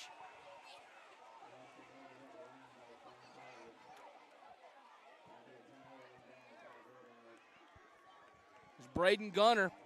That's his 3rd one of the night, folks. His 3rd pass breakup of the night from his defensive end position. They've batted down 6 at the line of scrimmage, and Braden Gunner's got 3 of them. Turnover on downs will go to Straughn at their own 31, 32-yard line. And now Kamari and Tony will jump off sides and give a free 5 yards to Straughn.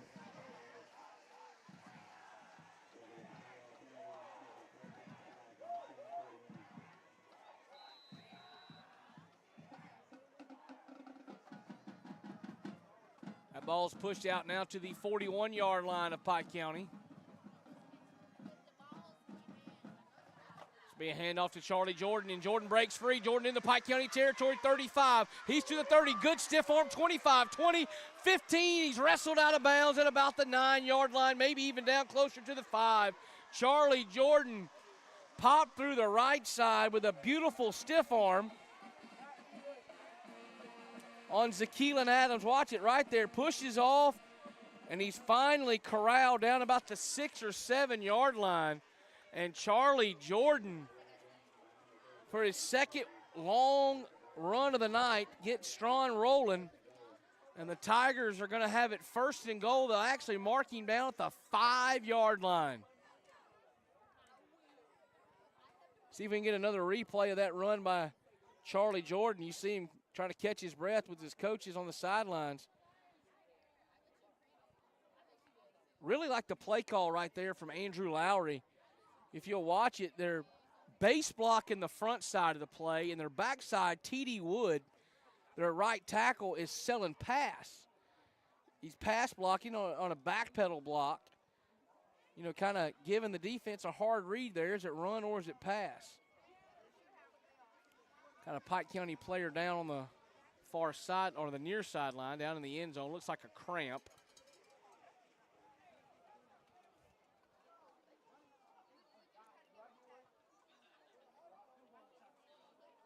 Here we are right here. Look at T.D. Wood, number 55. Sells the pass play, seals it off on the backside of the play.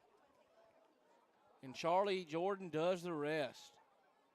Merrill Hodge on the NFL Network and ESPN used to say you get a seal here and a seal there and you're off to the races. And that's exactly what Straughn was just able to do. They sealed the front side. Look at the block there by the center of the guard. They get a seal on the backside. Good read. Jordan makes one man miss.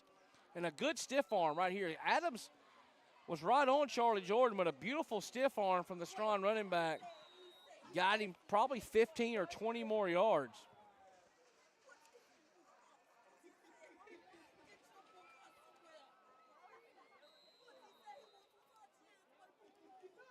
Talking to Straughn head coach Garrett Wyndham earlier this week, he emphasized that we must control the line of scrimmage. We must use our size advantage over Pike County, and Straughn has done just that when they needed to.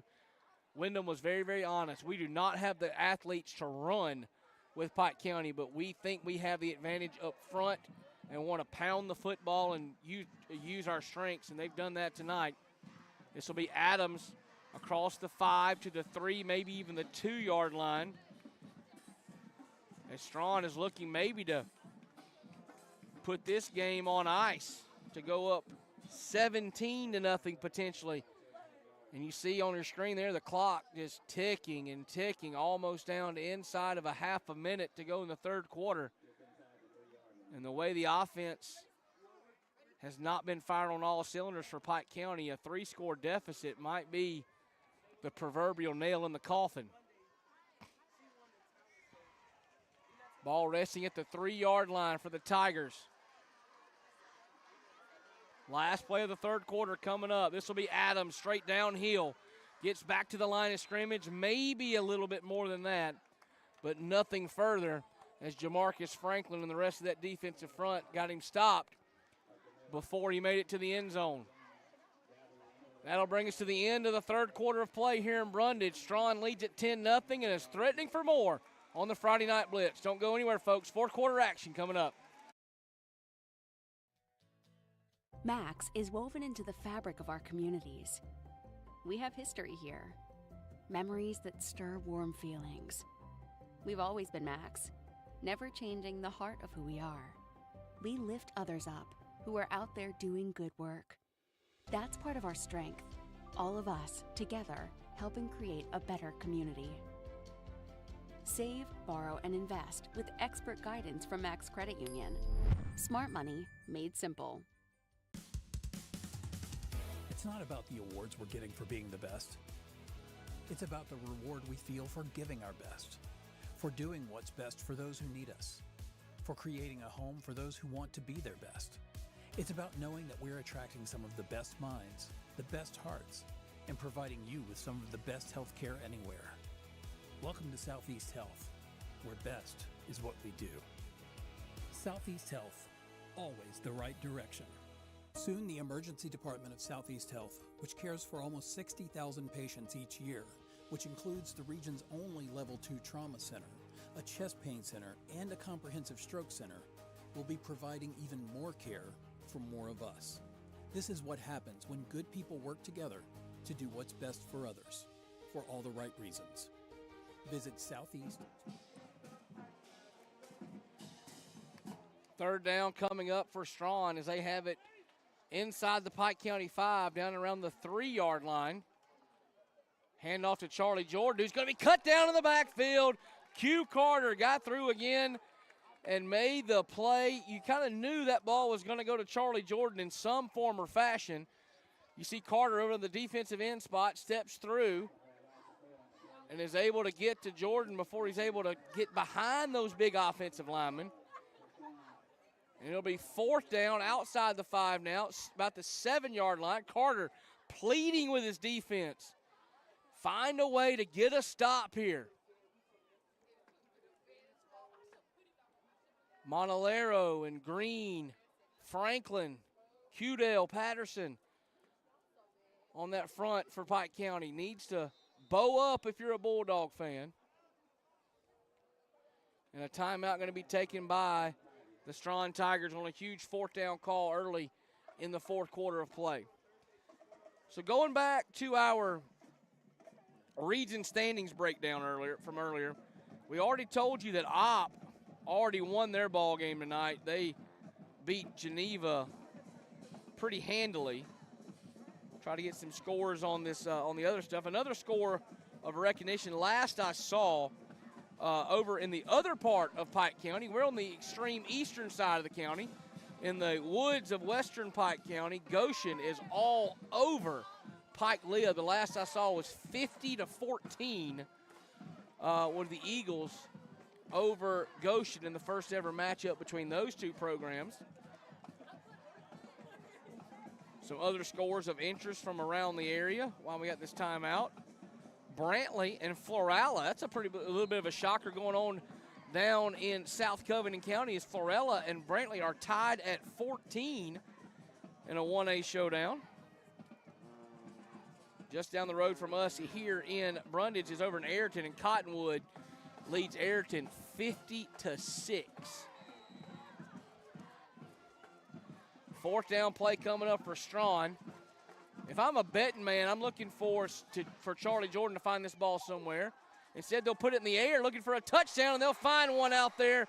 Touchdown, Tigers. That was McIntyre who reeled that ball in, but hold everything. We got a penalty flag on the play.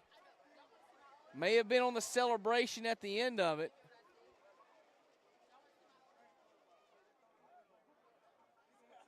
Yeah, that's what it's going to be on the celebration. The touchdown will stand for McIntyre, who was matched up on Braylon Jackson. And it was an old school whip route where you fake the slant, curl back out, run the out route. Jackson was covering the slant on the inside, could not recover fast enough to get to the out route. And now Straughn is an extra point away from going up 17-0 on Pike County.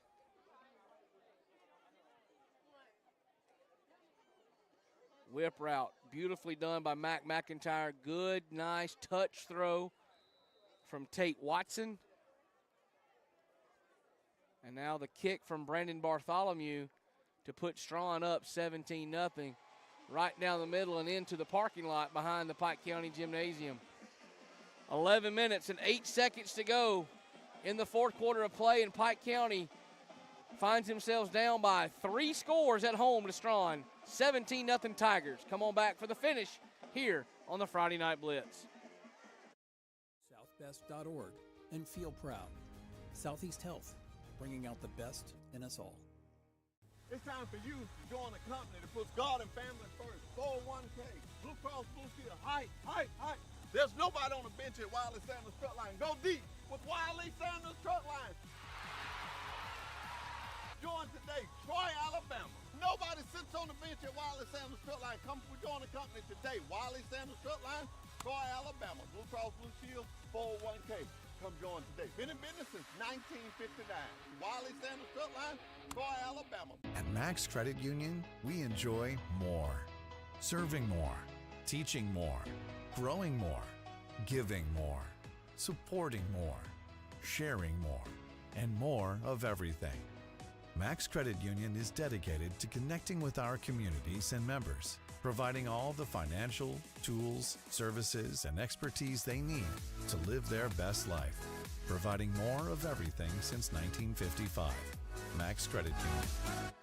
Just announced, double rebate on BF Goodrich tires, only from Jim Whaley Tires. BF Goodrich is offering a rebate of up to $60 on a set of 4-passenger or light. Welcome back to Bulldog Stadium in Brundage. Straughn now has a 17-0 lead over Pike County. They'll squib that kick after the personal foul penalty backed them up.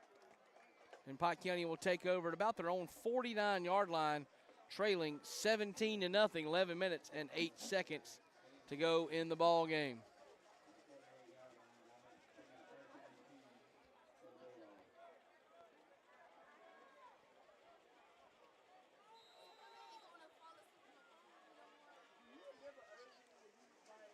Ball resting at the 49 of the Dogs. Uzi has the snap. He's going to back to pass. Floats one across the middle, and he's got Jackson at the 40 of Straughn. Makes a man miss inside the 40, now to the 36-yard line. Guy runs in late, puts a hit on Jackson, but no flag comes in. Be a first down pickup down to the Straughn 36-yard line.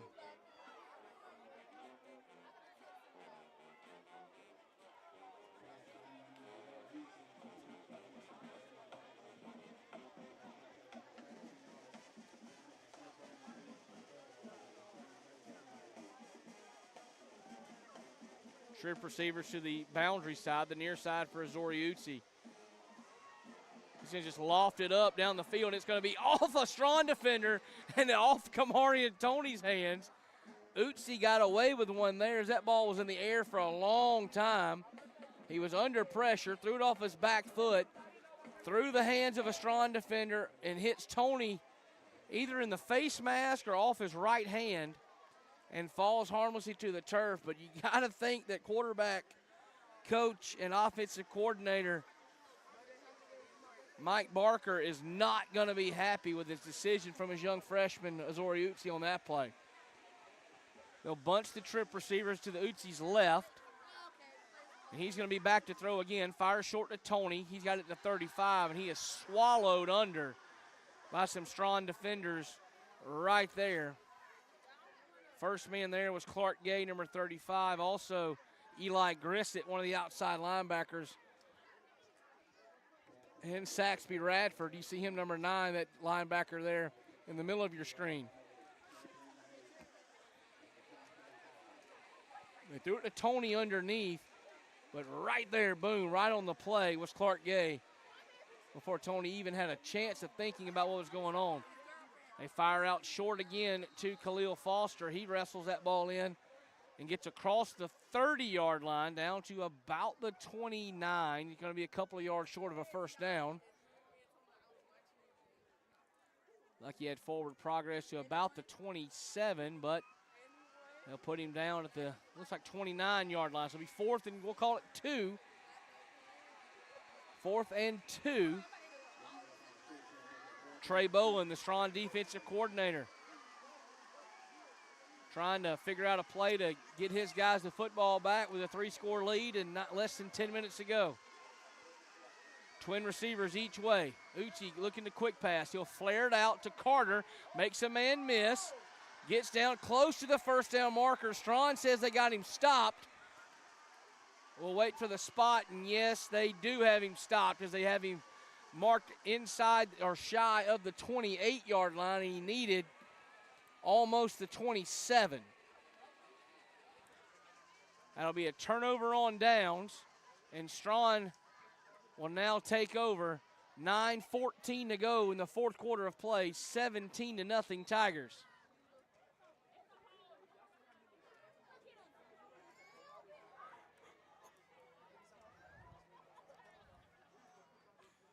Three wide receivers out here to take Watson's left. Pike County with a 5-man front. Pike County has 8 men in the box expecting run. They get the run, but it doesn't matter. Charlie Jordan pops through. Charlie Jordan with tail lights flashing. Touchdown, Straughn. Oh, my goodness gracious. Charlie Jordan went up the middle, untouched, folks, and outraced the Pike County defensive backs all the way for a touchdown of 78 yards, and he will take a well-deserved seat on the sidelines. All week long, Andrew Lowry and Garrett Wyndham, the coaches, and the head coach and the offensive coordinator over at Straughn, have told me that they go as Charlie Jordan goes. And you saw in this ball game tonight, there were 3 times where Jordan broke free on long runs, and all 3 of them either scored or set up the Straughn Tigers in scoring position. None bigger than that 78-yard touchdown scamper. 9 minutes to go in the ball game. Bartholomew's extra point is up and good. One more look at it before we go to break here, folks. You see up the middle Charlie Jordan, one small stutter step, and nobody laid a hand on him as he went 78 yards all the way for the touchdown. We'll take a quick break and be right back. New score, Straughn 24 and Pike County nothing. Tires and Jim Whaley Tires will double it. That's a $120 rebate on BF Goodrich Tires. Now is your chance to save big. When it's time for service, pull into a nearby Jim Whaley Tires in Dothan, Ozark, Enterprise, Troy, Eufaula, and Mariana. Or shop online at JimWhaleyTires.com, where good service goes a long way. Searching for your next new or pre-owned vehicle? Choose Mitchell Automotive. One place to find, well, exactly what you need. Shop the largest selection of new and pre-owned vehicles in the Wiregrass. Search by price, payment, brand, or model. From over 700 vehicles available to drive home today. With more selection at your fingertips, you're sure to find your perfect match. So, are you ready to join the family?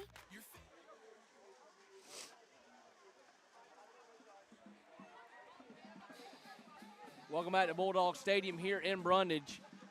Straughn has it 24-0 as Bartholomew puts that ball about 8 yards deep in the end zone. No chance for Jackson to try to return that football. And Pike County will take over down 24-0 with a huge touchback from Brandon Bartholomew. It was 7-0 at the halftime break here in Brundage. Straughn scored with 34 seconds to go in the first half. But the second half has been all all Straughn. Couple of Charlie Jordan touchdown runs and that pass is going to be intercepted down the far sideline. Utsi threw it into double coverage, looking for Trey Davenport, but unfortunately for Utsi, he didn't find Davenport. He found a defensive back for Straughn. Don't have a number on that. Oh, it's Cameron Adams. That's a running back. That's why I didn't have a number. I had him written on my offensive card, not my defensive card. That was Cam Adams, the backup running back. Utsi, like you said, he's got two guys down there. He was looking for Davenport, looking for a big play, but that's just a young man in Missouri Utsi trying to do too much with the football. Down 24-0, down 3 scores. He was trying to score 24 points on one play and made a bad decision, but you'll have that sometimes with a freshman quarterback. A lot of pressure on Utsi in this air raid system. His counterpart across the way, Tate Watson, he's a freshman too, but he's not relied on to throw the football a lot. It's just pretty much handoff or something else a little bit near the same thing. Hand off to Charlie Jordan, hand off to Cameron Adams.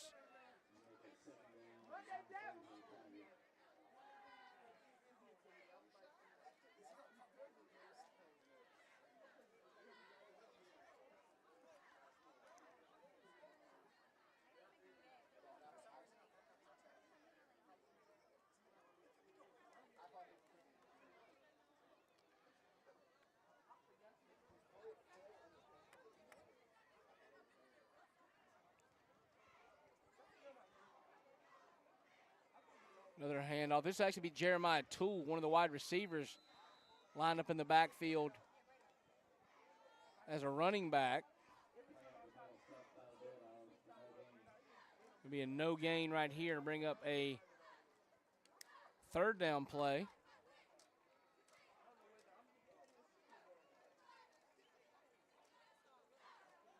Bring up third and about 2.5 for Pike County, for Straughn from the Pike County 41.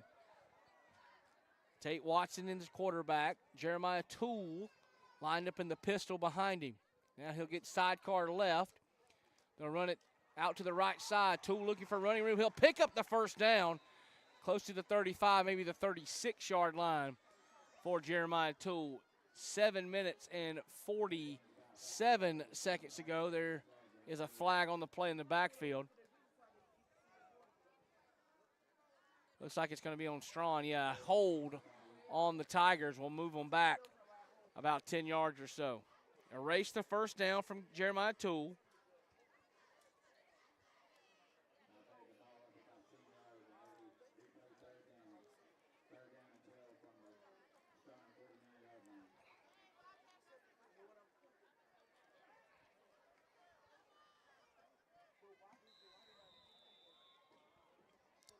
Same sets with Saxby Radford as the H-back to the left side. Trip receivers down to the bottom of your screen. That's the wide side of the field for Watson. This will be a handoff to Toole. Runs it up the middle directly into the Pike County defense where Kamari and Tony was the first man on the scene for the Bulldogs. 4th and about 10 for Straughn, and they'll send out the punt unit.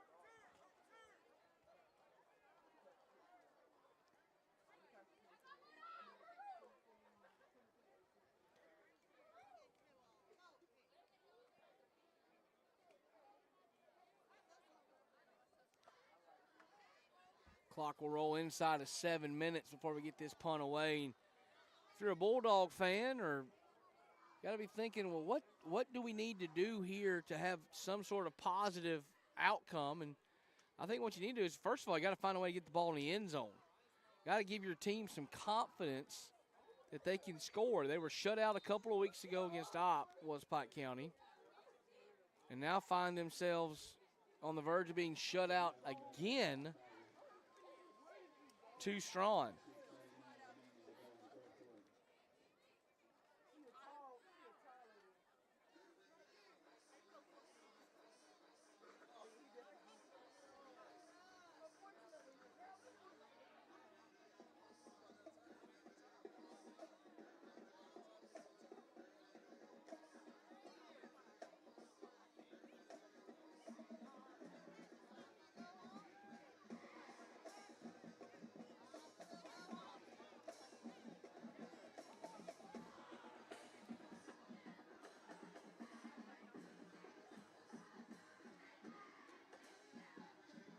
Pike County was shut out twice last season.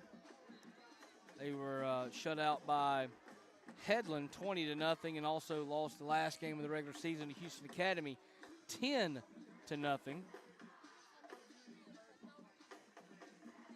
On the verge of their second shutout in this ball game, or this season in this ball game.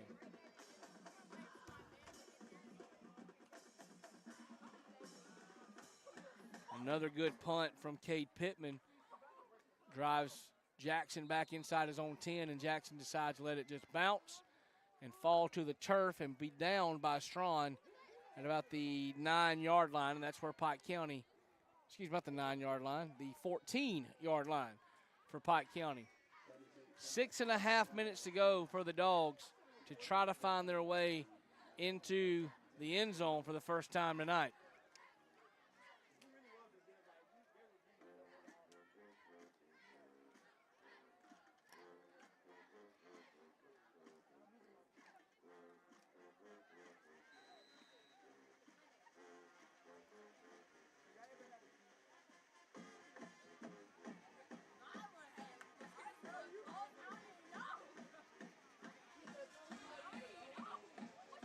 Trip receivers down to the wide side of the field for Utsi. He's looking to pass, and he'll find Jackson across the middle. Jackson's getting the open field to the 35, to the 40, and thrown out of bounds at the 41-yard line.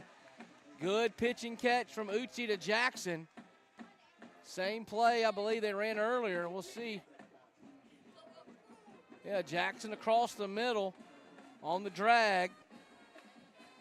The dig route.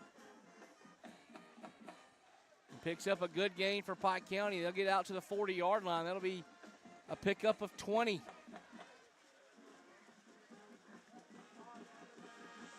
This will be Utsi looking right again. He finds Kamari and Tony up around midfield. They'll actually mark him down at about the 48-yard line. So Pike County with a little bit of momentum and back-to-back throws from Utsi to his receivers. Keep you tabbed on the region battle. Dale County played Daleville tonight, and we don't have a score on that one, but if the chalk holds, you would assume Dale County would win that one and go to 4-1 in region play. Opp has already gone to 4-1 in region play. And it looks like Straughn will go to 4-1 region play as Utsi's dancing in the backfield looking for a target. Finds Trey Davenport near sideline for a first down pickup. So Straughn will go to 4-1 in region play. Pike County will drop to 3-2.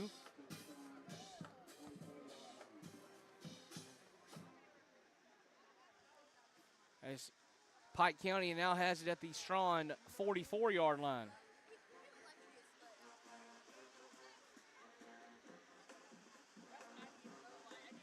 Utsi low snap and picks it up off the turf. Finds a man that goes in and out of the hands. I believe that was Kamari and Tony. Yes, it was. Flag's going to come in the area of a hold on the Bulldog offensive line. The good news if you're a Pike County Bulldog fan is the two teams that you could potentially be tied with in region play in New Brockton and Ashford, you have the tiebreaker over, as Pike County has already beaten, Pike County has beaten Ashford. They have not beaten New Brockton yet as they play New Brockton. Pike County and New Brockton play on October the 25th. So that game could come down to who makes the playoffs, either the Gamecocks or the Bulldogs. Utsi going to try to pass it again, fires it across the middle for Tony, and then once again it goes incomplete.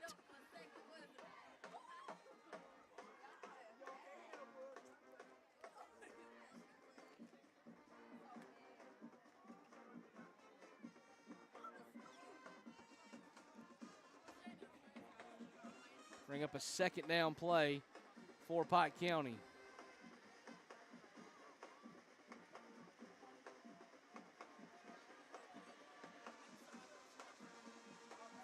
Two wide receivers each way for Utsi. He'll throw it on the swing pass to Q Carter, trying to find a little bit of daylight, and Waxy cut back all the way back across the field, and we'll find some daylight near side. 50, 45, 40, 35 to the 30, cuts it back 20, down to the 15 to the 14-yard line for Q Carter. However, there's a flag on the field way back up at the Pike County 45. Believe we're going to get a blindside block. Watch Ja'Cory Green, number 74, right there. It's a blindside block and going to come all the way back as Carter turned and twisted and cut his way all the way to the Straughn 14-yard line with the blindside block. He's going to bring it back, and you really can't fault Green in that situation. He's a lineman out there just trying to make a play and put a block on somebody, but you got to know that he had the new rule. You have to be looking at you. The defender has to be looking at the offensive player for the block not to be a blindside block. So from the Straughn 14 all the way back to their own 33-yard line is where Pike County will snap this one. They'll dump it off underneath the Reynolds. He gets to the 35, spins out of a tackle, still on his feet. Here goes Maslin Reynolds. He's got daylight to the outside. Reynolds, midfield. Reynolds 40, down to the 30. Maslin Reynolds gets a block. He's going to go. Touchdown, Pike County. But hold the phone once again. A flag on the ground at the 29-yard line of the Straughn Tigers. Downfield blocking may have resulted in a hold. Let's check our replay. Right there is where they're going to get Braylon Jackson, I believe, on the hold. Blocking Cam Adams for Straughn. And that will take the touchdown off the board. Watch it one more time, folks. Jackson, the guy with the pink sleeves out in front, puts the block on Adams. And you see Jackson has a handful of the jersey right there on the top of the shoulder pad. And that's what the referee saw. And will bring that play all the way back. Really tough break for Pike County, but the correct call. As Jackson did have the wad of jersey in his hand. We'll watch it one more time. Jackson's out in front, number 5 in purple. Block there, and there's the pull. There's the hold right there. Still got a hold of it on top of the shoulder pad and brings the touchdown play back. 4 minutes and 32 seconds to go. Pike County has it at the Straughn 39. This will be Utsi looking for. Now he's pressured, flips it out. And that is a big hit right there on Maslin Reynolds. Reynolds was up in the air, reaching behind him for the football, and he had his legs cut out from under him by Eli Grissett.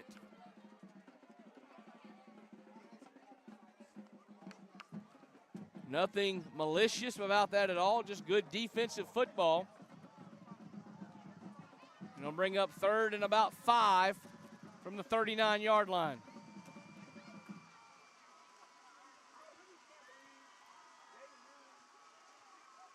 Twin receivers each way for Utsi, looking for Foster, and Khalil Foster catches that football down at the 31-yard line. That ball was behind Foster, but he's able to catch it as he was sliding to the ground. Good throw from Utsi, put it in between 2 defenders, and Khalil Foster wrestled that ball in.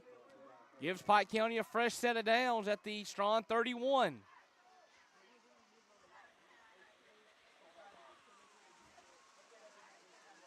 It's Maslin Reynolds in the backfield with Utsi. Davenport and Jackson out wide to the left.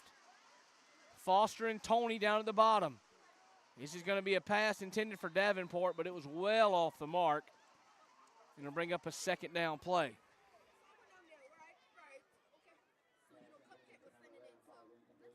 Pike County next week will travel. This is actually Pike County's final home game of the season. They will travel to Dale County, who is the region leader currently. We assume at 4-1.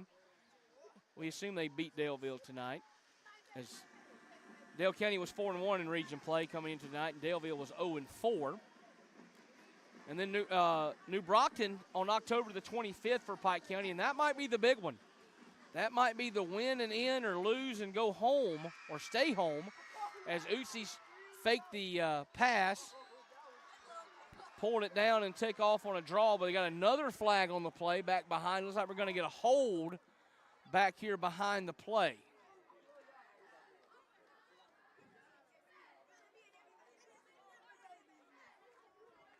And that is what we get.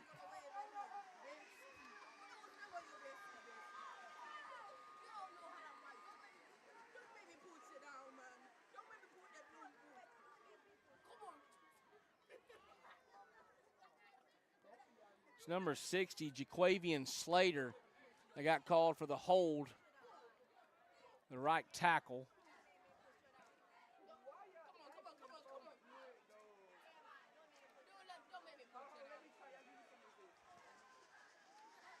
That'll push the ball back to the 39-yard line, and Pike County just can't seem to get any type of momentum going here.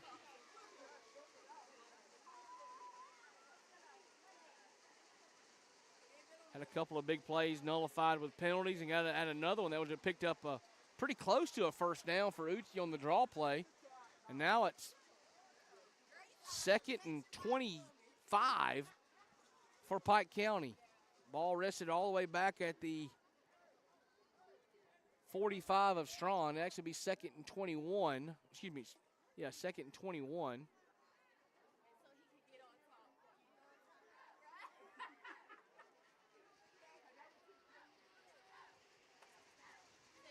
Three minutes, 48 seconds to go in the ball game. Straughn in control, 24-0. Uzi across the middle of the field. Good catch down at about the 26-yard line. That was Camardi and Tony. Went down and scooped it off the turf. And gets a lot of that yardage back. Good protection from the Pike County offensive line. Uzi wobbly pass, but put it right on the money for Tony. And he was able to go down and get it. It'll be 3rd and about 5 or 6 for Pike County.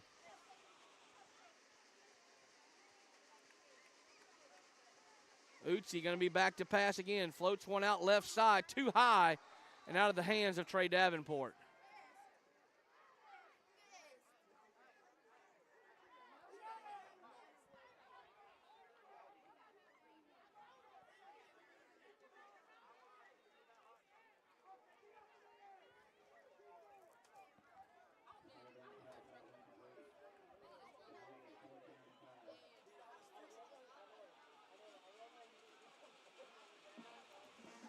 Fourth down for the Dogs.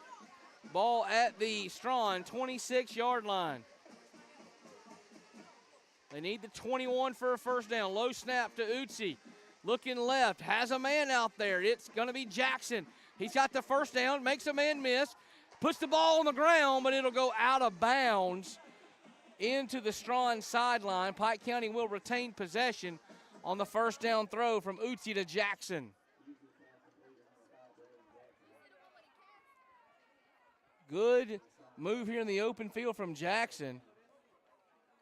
Gets inside the 15, ball rolled out at about the 13-yard line, I believe. Maybe the 12. Yeah, actually, I think it'll be the 12-yard line is where it's put in play. Pike County get a first down at the 2. We get a whistle, and we get a timeout by the Dogs. 2 minutes and 52 seconds to go in the ballgame. We'll stay here on this one. Give you a couple more local scores if we can check the old score wire. Andalusia beats Eufaula 35-7. Opelika leads Enterprise 30-7. If you've been paying attention to the news or social media lately, you've noticed that Enterprise is without their head football coach tonight, Coach Blackman. He and his staff were caught filming opponent sidelines, kind of like the Michigan scandal a couple of years ago. So Blackman has been suspended for tonight. How about this one? A little bit of an upset over in Brantley, Alabama. Florala leads Brantley 36-22 in the fourth quarter over there. And then down in New Brockton, Ashford beat the Gamecocks of New Brockton by a score of 41-0. So move Ashford to 3-2, and Pike County, New Brockton to 2-3 in region play. So that's huge if you're a Pike County fan. That now gives New Brockton 3 losses, and Pike County owns the tiebreaker over Ashford. So if Pike County wins next week against Dale County or the week after that against New Brockton, the Bulldogs will make the Alabama High School Athletic Association playoffs. 2:48 to go on a second down play. And this is a bad snap. Something happened with the snap. I don't know if Green ever got the snap off or if he hit himself in the hind end with it. There's a flag down. It's going to be a snap infraction, I think, on Green. See if we can get a replay here from Ja'Cory Green, see what happens on the snap.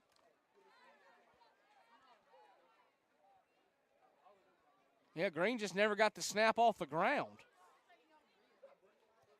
Green moved the football and then got into his pass set, but never got the ball off the ground to the quarterback. That's a new one for me. I've been around this game a long time. So they'll mark off the 5-yard penalty. Second down for Pike County. Utsi's under pressure. Utsi's going down. Ball comes out, and Straughn's going to fall on it back at the 25-yard line.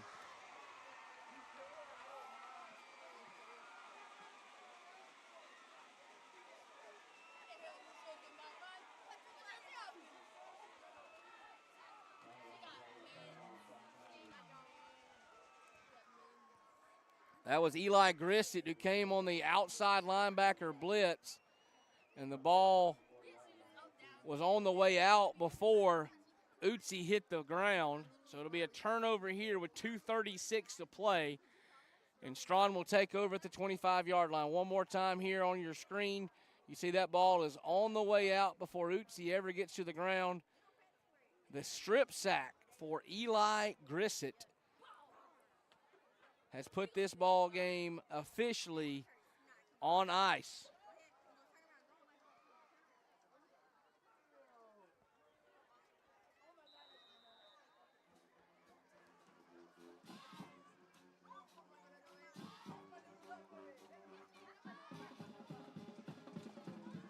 Handoff up the middle to number 12, Clark Jordan, looks like was that handoff.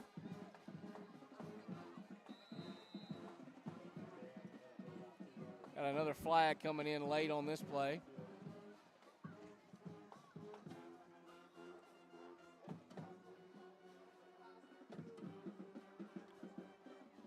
Just got a final from down in Enterprise. Opelika did beat Enterprise 30-7. Also Dothan over Jag High School, 37-0.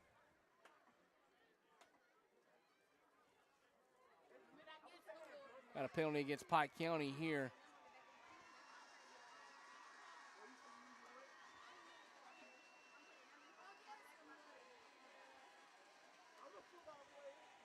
And I'll put it up to about the 43-yard line.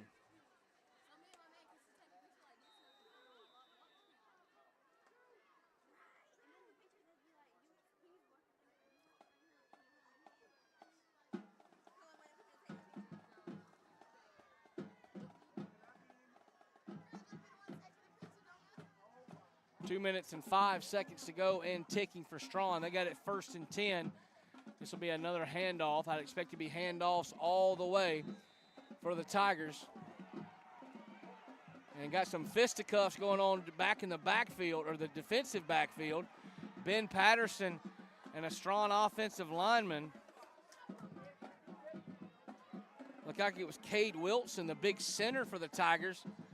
We're handling some business on the back end of the play. See if we get a replay here. Yeah, you see Wilson is locked on as they go out of your screen to the left. Wilson and Patterson were locked up there.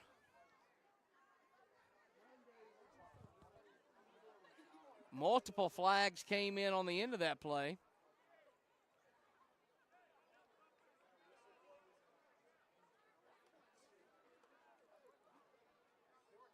Go to the wide shot here. Look on the middle of your screen. You see 54, Wilson runs his feet. And he and Patterson get tangled up. I believe the initial call is going to be on Wilson for a late hit. I'm not sure if Patterson's going to get one either. I only saw the signal to Wilson.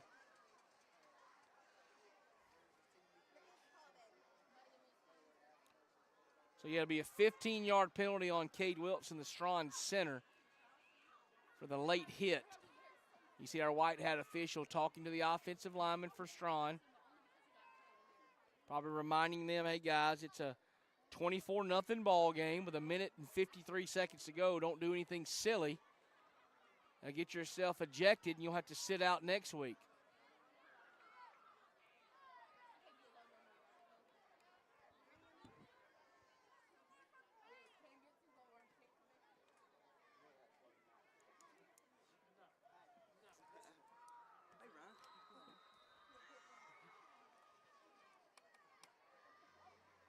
Victory formation set for Straughn, it appears right here. And that's exactly what they'll do. They'll take the knee. And that will let the clock run on down, and Pike County does not look interested in trying to stop this one.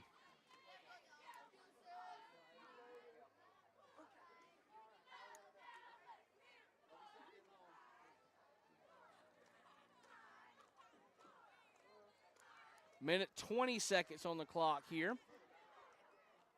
A little bit of jawing back and forth, a little bit of temperatures boiling, blood rising a little bit, but the referee's right there on the spot to make sure it doesn't get out of hand.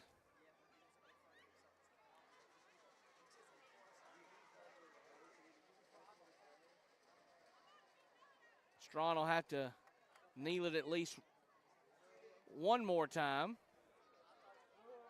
It's been all Tigers, and it was 7-0 at the half, and was all Straughn in the second half. Couple of long Charlie Jordan runs, including a 78-yard run that put this one officially out of reach. The Straughn offense will head towards the sidelines as the clock will roll down inside of 30 seconds, and that's going to be your ball game tonight in Brundage.